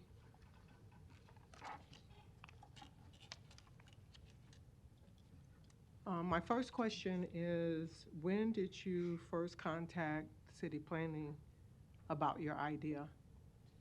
So I've actually been working on this project for over a year, and my first contact with city planning was at 4810 Polk Street when we requested a rezoning, and we submitted our operational plans at that time for that same program, different house. And then we purchased this house like the beginning of the year. And so at that point, after the purchase went through, we reapplied again for a special use permit at this address. Some of the problems that we were running into at the 4810, 1, it wasn't zoned properly, but 2, is a leased property. There are requirements of us that we just could not do in a leased property. And part of that is part of the occupation permit. And with the fire suppression systems, having those put in, they're very costly, and we couldn't find funding to have that put into a leased property, so we had to purchase one. So that would be when we then started conversations with city planning once again. So would it be safe at this location to say that you notified city planning of this idea, what you wanted to do, January of 2024? Would that be safe to say? It was, I can't tell you the exact date, but yeah, that's probably pretty close. Okay. Well, So, wait, go ahead. right, because we didn't purchase the house at this current location until February. Yeah, sorry, it's all kind of ran together for me. I would have to look and see what the date was. So- I couldn't say for certain, but yeah. We didn't put all the work into notifying and doing all that stuff until we knew we had the property. And we followed with what the planning department said in getting the commercial zoning. And then once we had the property, then we went forward in getting notification to the planning department and to go through that process again. So when would Before you we say moved was the first time you contacted? I'm not asking for a definite date, I'm looking for a roundabout date, because I just want to know I don't know when we city closed, planning so- was notified of I this keep thinking it was the end project. of last year, but you think it was February, so I'm not sure. I believe it was February, February of 2024. because I believe we signed the lease. 2024. I- It was this year. yeah. Yep. Yes, February 2024. Okay. And when was the council member of this district notified of this project? Well, I think that's hard to say. Again, I know I reached out to several of you city council members over a year ago when I first started Well, this I'm referring to this project. particular So project. this project specifically, it would have been probably I don't know if it was after or right before the city planning board meeting. Which would have been about a week or 2 ago? No, that was for the rezoning a couple of months ago. So the council member for this district was notified at the same time or nearby the same time as the city planning was notified of your idea? It would have been afterwards, but not terribly long afterwards. I just want to Yeah. make this causal connection Yeah. that Yep. how we do business here at the city planning, that when an idea comes through, typically the council member of that district is notified rather soon after that. Yeah. And I appreciate you letting me know that. Yeah. And you've also let the whole world know that, the city of Omaha, how these things happen. Right. Because they don't happen that way in my district. Oh. Just want that on the record. So, now, when were these community meetings? So the community meeting was held, I mean, it was probably, so after we purchased the property, I reached out to the neighborhood associations. I asked them if they had neighborhood association meetings, which both neighborhood associations, we sit kind of on the line of one. They both told me that were not holding current public meetings. I asked if they had mailing lists, emailing lists. They told me that none of those lists were very complete. And so at that point, I went and handed out flyers by hand with my 2 teenage boys and 2 of my coworkers. So we went door to door. So I do want to formally apologize to anybody that didn't get one of those. If you didn't answer the door, I did my best to try and stick it. My HR director told me do not touch their mailboxes. That's a federal offense. So I did the best that I knew how at the time. But then that meeting was held in. I wish we could, I mean, we could go back and get you exact We've dates. already established that Yeah. city planning was notified in February. Today Yes. is May something. So when we could had- conclude that March or April that we had a monthly meeting, right? Yes, Yeah. at Mount Olive. Correct. Methodist. Mount Methodist Olive Church. Crest. Okay. Was anyone here today at that meeting? Yes, these folks back here. It was March. Early March, thank you. I'm like way off. I was like, felt like it was pretty close. Okay, yeah. So April 6th is when we had this community March. meeting. March March 6th. 6th. March 6th. Thank you. Okay. All right, and then we have one resident that has acknowledged that he was present at that meeting. So did we, And they were also. this lady over here? And this, They were present at the meeting, so was some of the individuals from Metro. Yep. And did we take any minutes during this meeting? We didn't. We had an agenda going into it, which I put out to the neighbors and the flyers that I sent out, that we would like to present about our organization, our programs, and our hopes and plans for this address, and then take any questions. We weren't even able to stick to that agenda because, as you can imagine, there was a lot of questions and concerns. So we've basically played defense and answered a lot of questions and concerns during the meeting. We spent about 2 hours at this meeting addressing some of the questions and concerns that neighbors had. And to say that we believe that, we came out of it with all of this support is an inaccurate representation of my takeaway from that meeting. But to say that we left with some open hearts and minds to the ideas of what community support could do to help this program be successful would be a more accurate representation of what I believe came out of that meeting. Okay, about how many people do you think was in attendance on March 6th? Probably like between 30 and 40. And so did you have a good idea that you would have some opposition? Absolutely. May I ask what steps did you take to overcome those concerns? I'm not sure that there were any steps that I could take at this point, except for continuing to we continue to do things as we do them, which is by the book and going through the formal processes of notifying, the neighbors. And instead of you hear about some of the poor reputation that's been created by other sober living houses that open up and operate under the federal ADA law that says that you cannot discriminate against people, the same populations that we serve. Instead of opening like that, we continue to go through the appropriate processes and steps as we've advocated so strongly for in the Lincoln community. We've just continued to uphold our word to that being the way that we would do things here as well. So out of the 30 to 40 people that were there, you knew you had some opposition. Mm-hmm. Did you specifically go and reach out to those individuals to assure them that your cause was highly regarded, to satisfy or give them a voice concerning how they were feeling regarding this new introduction of this type of facility in their neighborhood? We did not. The number one reason for that, I would say, is because people that came to the meeting, I don't know specifically where they live, how to contact them, those types of things. I did field several conversations, like I said, phone calls, emails after this meeting that I, addressed some of the questions that neighbors might have. And then there was also there has been some pretty extreme hostility that's been displayed to us, which has made us feel a little unsafe at times with reaching out to certain neighbors. I do want to point out that I did too. I had people came up to me and gave me their business card afterwards, just a couple of people, and I sent them an email when I returned home and made sure that they had both of our contact information. Thank you. And so if you felt a little bit unsafe, you still proceeded forward.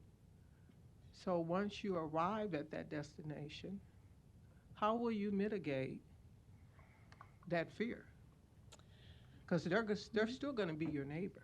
Absolutely. I think that you're going to find that in any neighborhood, that there are going to be people with concerns, and different people express that differently. The best thing that we can do is continue to do what we've always done, and to be a contributing member of the communities that we're a part of in the best way that we know how. We are a part of our neighborhood associations. The people that live in our homes, we bring them along and teach them how to be a contributing member of their neighborhoods as well. Every home that we've opened, there's been concerns. It's only been with time, I think, that people were able to see that how we operate is different. And through those relationship building that we've done in those neighborhoods, we've had the opportunity to break stigma, to challenge stereotypes. And that's our hope for this property as well. And we open to difficult conversations. We are open to, I am a mother of 4, and I have 3 stepkids in addition to that, and I have 4 grandbabies, and so I get the concern. And I would never want anybody to be harmed, ever. And that would be devastating. I think about that even with my staff, and making sure that they're safe too. So we don't just, we have all these practices in place for a reason. Right. And they are evidence-based. Well, can we take a moment here and take just a moment in time and just reflect about if the tables were turned and you were in these individual shoes, and someone came from Lincoln with a new concept into their community. Mm-hmm. Don't you think that you would feel a lot more at ease if they would come to you and help you bridge the gap between the fear and things like that, rather than avoiding the conversation completely? Because I'm hearing, and maybe I'm wrong, but we allowed fear to override our judgment in terms of breaking bread with those individuals that we're going to be coming into a community that we don't know anything about. They don't know anything about you. You don't know anything about them. So what I will say to that is that I don't think that fear, for me, stops me from having conversations. I've continued to have conversations since that meeting. However, at that meeting, there was one individual that sat in the front of that room and told us that they are not afraid of our population because they're a great shot, and so are their wife. So I don't think that it's in my best interest to continue to go door to door in this neighborhood out of my own safety, nor would it be wise for my executive director to advise me to do so. So I am open to those conversations, absolutely. Will I be going door to door in this neighborhood? I don't think that that's the best decision for us at this time. That being said, I think that those opportunities to continue to build those relationships, they're in part of our plans, right? Like, we do plan to have an open house when we get going with things. We do have plans. We've had communications with neighbors that live nearby that have said, hey, my job gives me volunteer hours. As you guys are working on the house, if you could let us know, I would love to use some of those hours to support you guys. We do plan we have a huge yard, so we've talked extensively about having community gardens, those types of things. So I do think that those relationships, the opportunities for those to be built still lie before us. It's just a matter of knowing like how and when is the best way to go about doing that. So why are those individuals that said that they would volunteer, why are they not present today? I can't answer that for you. Yeah. And what do you have to say about some of the concerns about trust that have emerged several times here today? Yeah. So what I will say is that I did go door to door. I printed 300 flyers. I had none left when I was done. Again, I was on foot with 2 of my teenage boys that I was encouraging to go knock on doors with me. We worked our way from the house being the central location and went down the various streets. Some of that was across that other street. Some of it was the neighborhood behind us. Some of it were the neighborhoods that these individuals come from. But again, on foot, I kind of used that as the central location, and I went in a little bit further than the distance that I think city planning recommends that we go out to notify individuals. It's like when I get phone calls, I get a lot of phone calls from numbers that I don't know. I highly recommend people leave me a voicemail. I'm really good about returning those. I can't always answer my phone. I'm inside prisons. I have other meetings that I'm a part of. My email was also available to people. I've responded to those. And so, I mean, I can't get up here and tell somebody that their perspective is wrong, and which is why I'm not going to stand before you and defend the allegations that were thrown at us. One of my all I can do is speak to what we have done. One of my coworkers did go in and speak to both schools, provided them with flyers as well. They did not. Nobody from the schools attended the meeting. She was here earlier and testified. She's gone now. So again, I don't know exactly, I can't change somebody's perspective of what it is. The only thing I can speak to are the things that I know that I have done or attempted to do. In retrospect, I did have somebody that came to the community meeting that said, hey, maybe a different idea would have been sending out mailings to like zip codes. I'll be honest with you, I didn't even know that was a thing. So moving forward, that's something that we'll use, right? One of the neighbors that lives across the street offered to support us with writing a newsletter for our house, and that was one of the things that we talked about with that. Like maybe we could send that out, through the post office using the zip code. So, yeah, I don't know how to answer that better than that. I mean, I can't convince somebody that their perspective of us is right or wrong. I can just speak to what I know that I have done. And I would also like to say that we did the best that we could with the information that we had. Nobody has ever sat down and said, here's the process of notifying and how far. And I mean, I know when there's a zoning process, they put a sign in your front yard and it notifies the neighbors. But we are open to doing whatever it takes to make neighbors feel comfortable. We want to have the conversations. We want to have difficult conversations. I just don't want to be threatened, but I am open to having those conversations. We both are. We open those. We can't diminish the stigma if we don't have those conversations. Far too often I sit here at City Council and there's this huge disconnect regarding developers, owners, etc., bringing forth ideas. And somehow there's this huge disconnect with how the community is brought up to speed and included in that process. Yet I know as a business person that when you have customers, which residents are your customers, that we all know how to engage with customers from a business perspective. But yet we have some disconnect in terms of doing that when we're moving into neighborhoods.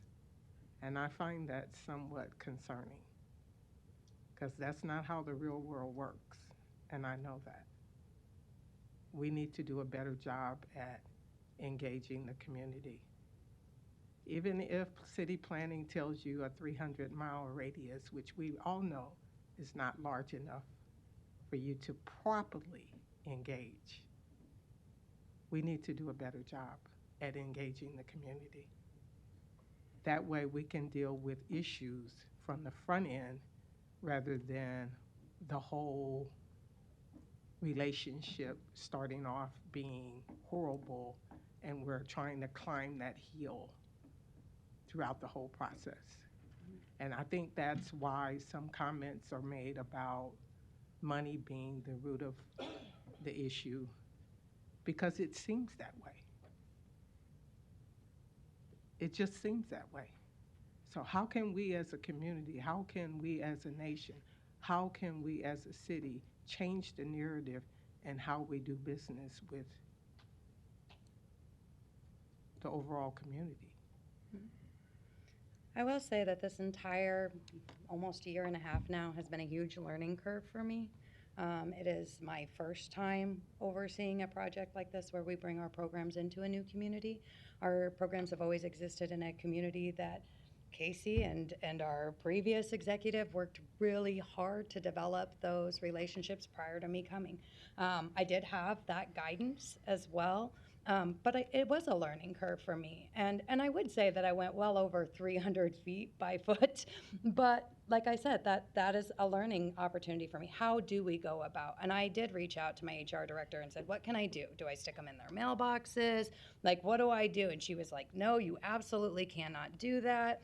You know, there was even concern with me going to door about like, they could call me in as a nuisance, like, you know, all of those things. So without knowing exactly how to do this, I will say that I did the best that I knew how at the time, but we'll definitely take away a big learning with this.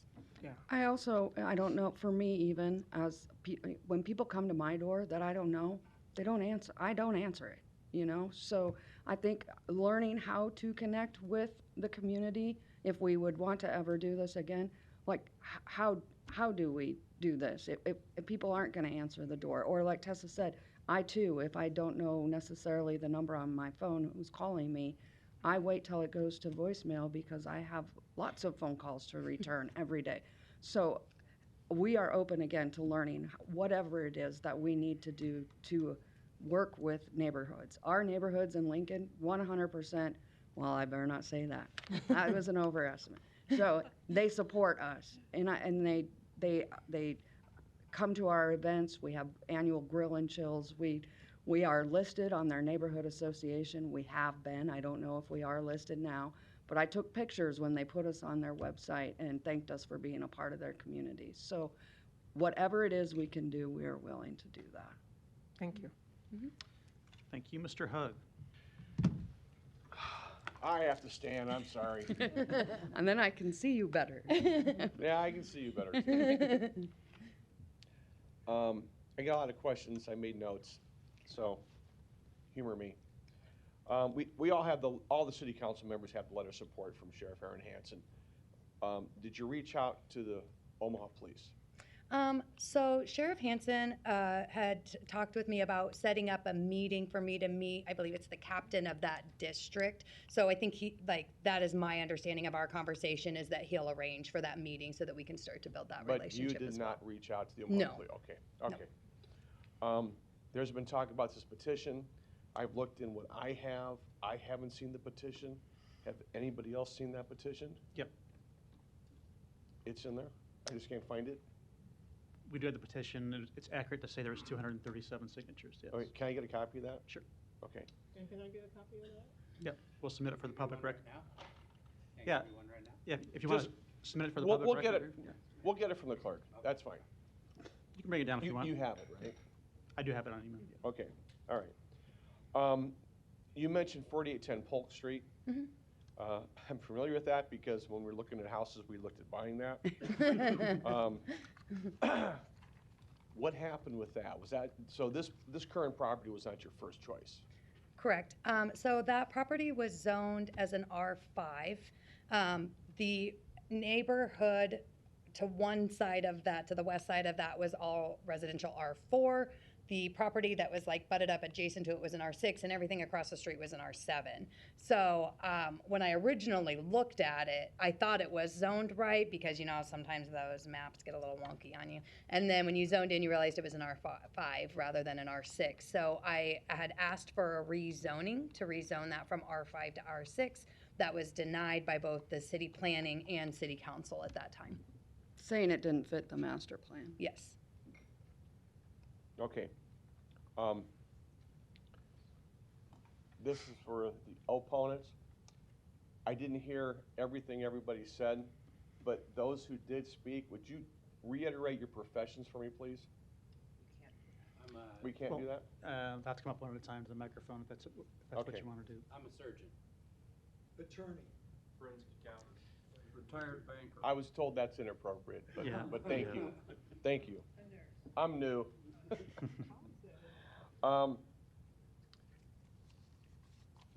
Those of you who don't know me, fellow city council members getting tired of me saying this, formerly I was on the Metropolitan Community College Board of Governors for 24 years. I spent a lot of my time advocating for the commitment that you see through Metro for their reentry program. That didn't happen by accident. It happened by design, intent, a thoughtful process.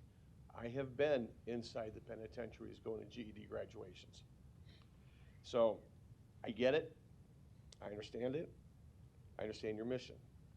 In my opinion, this is not Lincoln. I spent a lot of time in Lincoln. In my opinion, Lincoln is an entirely different city than Omaha for a lot of different reasons. And I think that's about all I got. Thank you.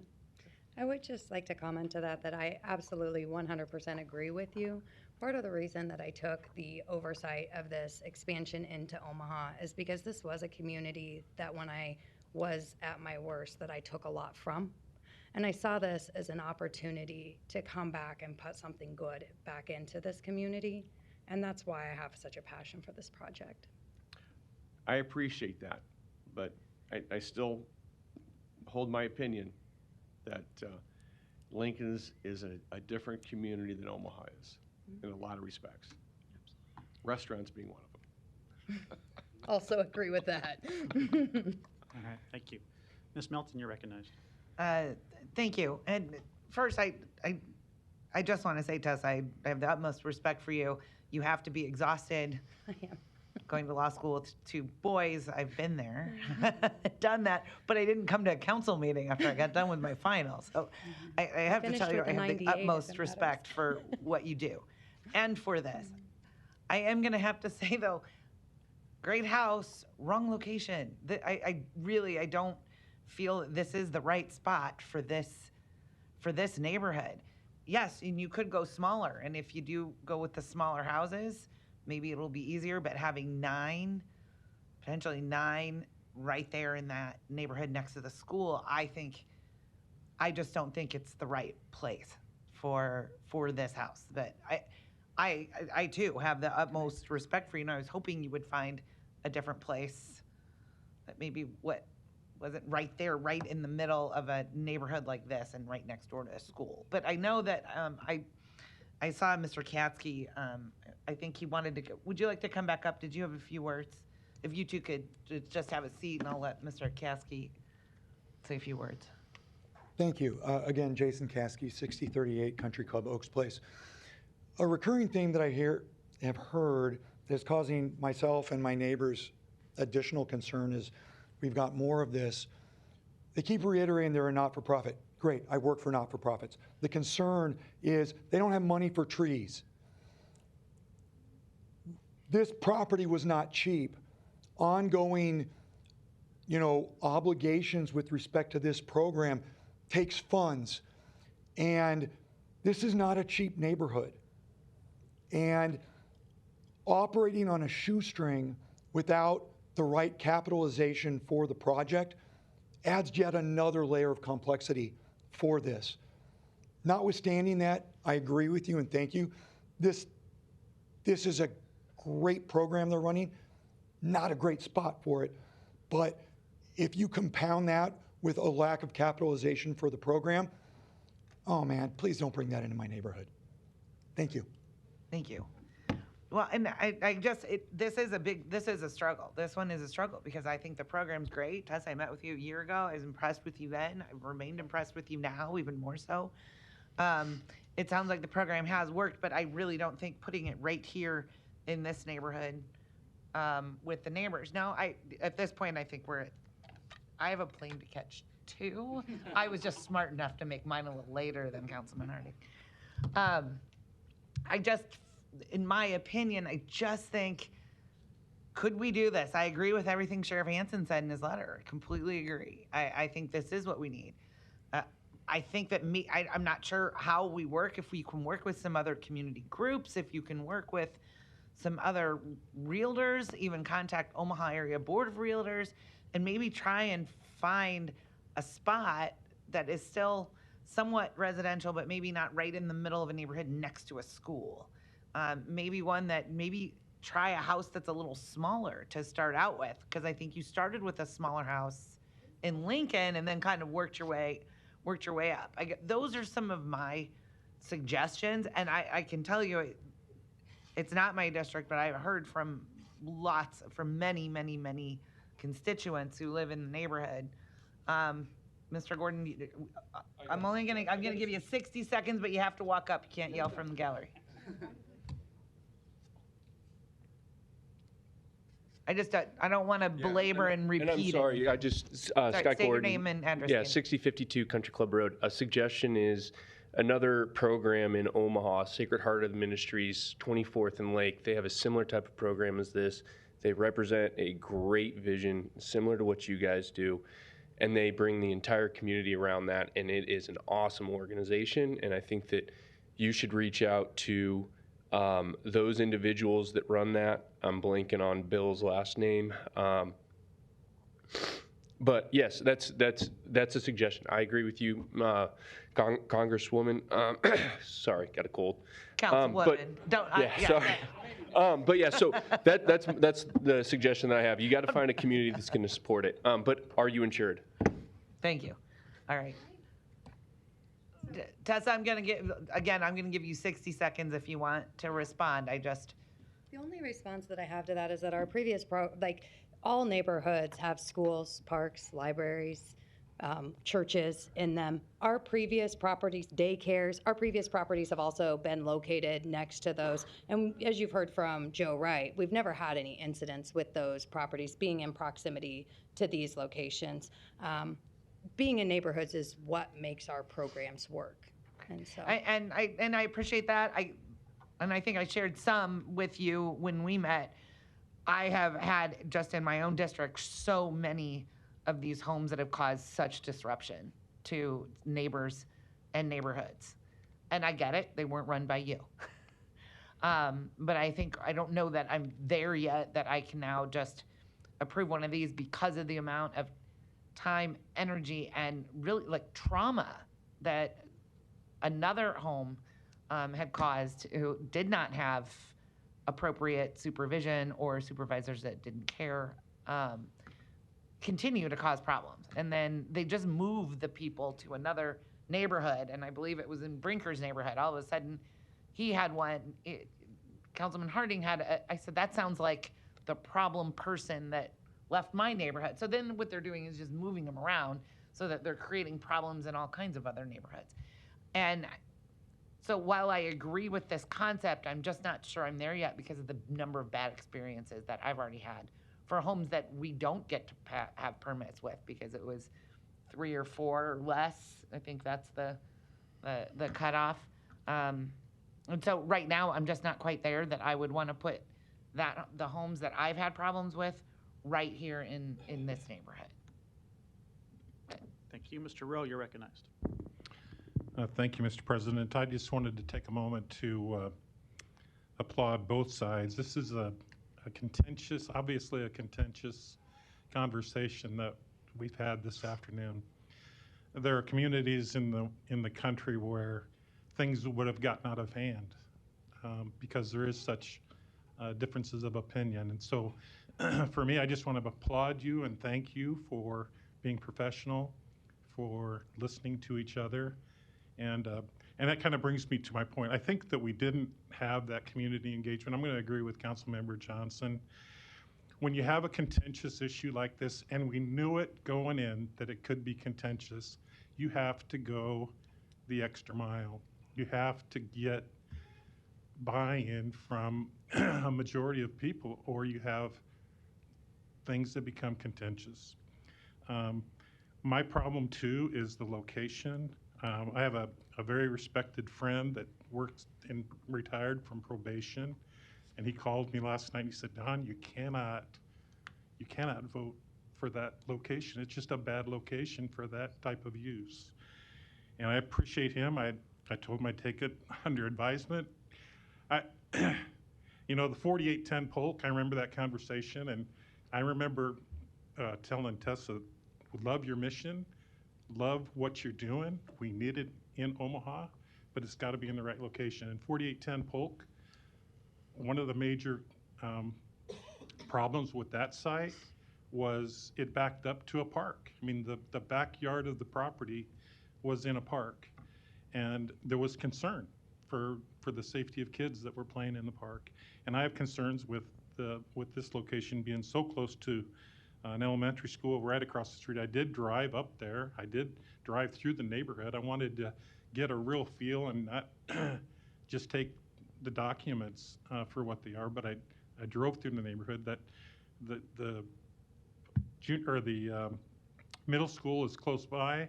The church is right next door. The elementary school is, I mean, I could hit a pitching wedge, and that's not saying much into that yard. So I'm not going to. I'm conflicted. We've had a long conversation, and I agree with the mission. I'm conflicted, but I'm going to have a hard time supporting this location for this use. With that, I'm going to just go ahead just because I think it's getting late. I don't see any more lights. Can I make a Sure. motion? No more I'm going to lights. do a motion to deny at this point. There's a motion and a second to deny. I don't see any further lights. There was an effort earlier to discuss a full council having deliberation on the issue, but that is the motion and the second. If anybody wants to lay it over, I'll withdraw my motion, but I was just looking. I didn't see any more lights on. It seems apparent to me that there are not the votes for this at the moment. I'm not convinced of it with either member that's not here either. You can, so it is what you it is. can make it. If that's. I'm observing. I don't think there's enough votes to pass it if it was desired that way. And I want to tell the audience as well, there's no backroom deals going on. I heard that mentioned, and that's just not true. Well, then I'll withdraw my motion. But- We can lay it over for a full council. They can reconsider it too. The absent members could reconsider. There's a motion and a second to deny. I'm going to call a roll call. Hug. Yes. Johnson. No. Melton. Yes. Rowe. Yes. Mr. President. The motion has failed. I'll vote with the prevailing majority, which is no. Yes to deny. Motion passed 4-1. So the permit was denied, just to make sure people understand that, that process there, 4-1. Thank you all for your testimony. We appreciate having you here. Thank you all for coming down. Non-action items 34 through 55 do not require public hearing or city council consideration at this meeting, but will be placed on a future agenda for public hearing and or vote. The reason for non-action is noted after the item on the agenda, as well as the date the item is expected to appear on agenda for consideration. Is there a motion to adjourn? Second. Roll call. Hug. Yes. Johnson. Yes. Melton. Yes. Rowe. Mr. President. Yes. Motion passed 5-0. Meeting is adjourned at 5:37.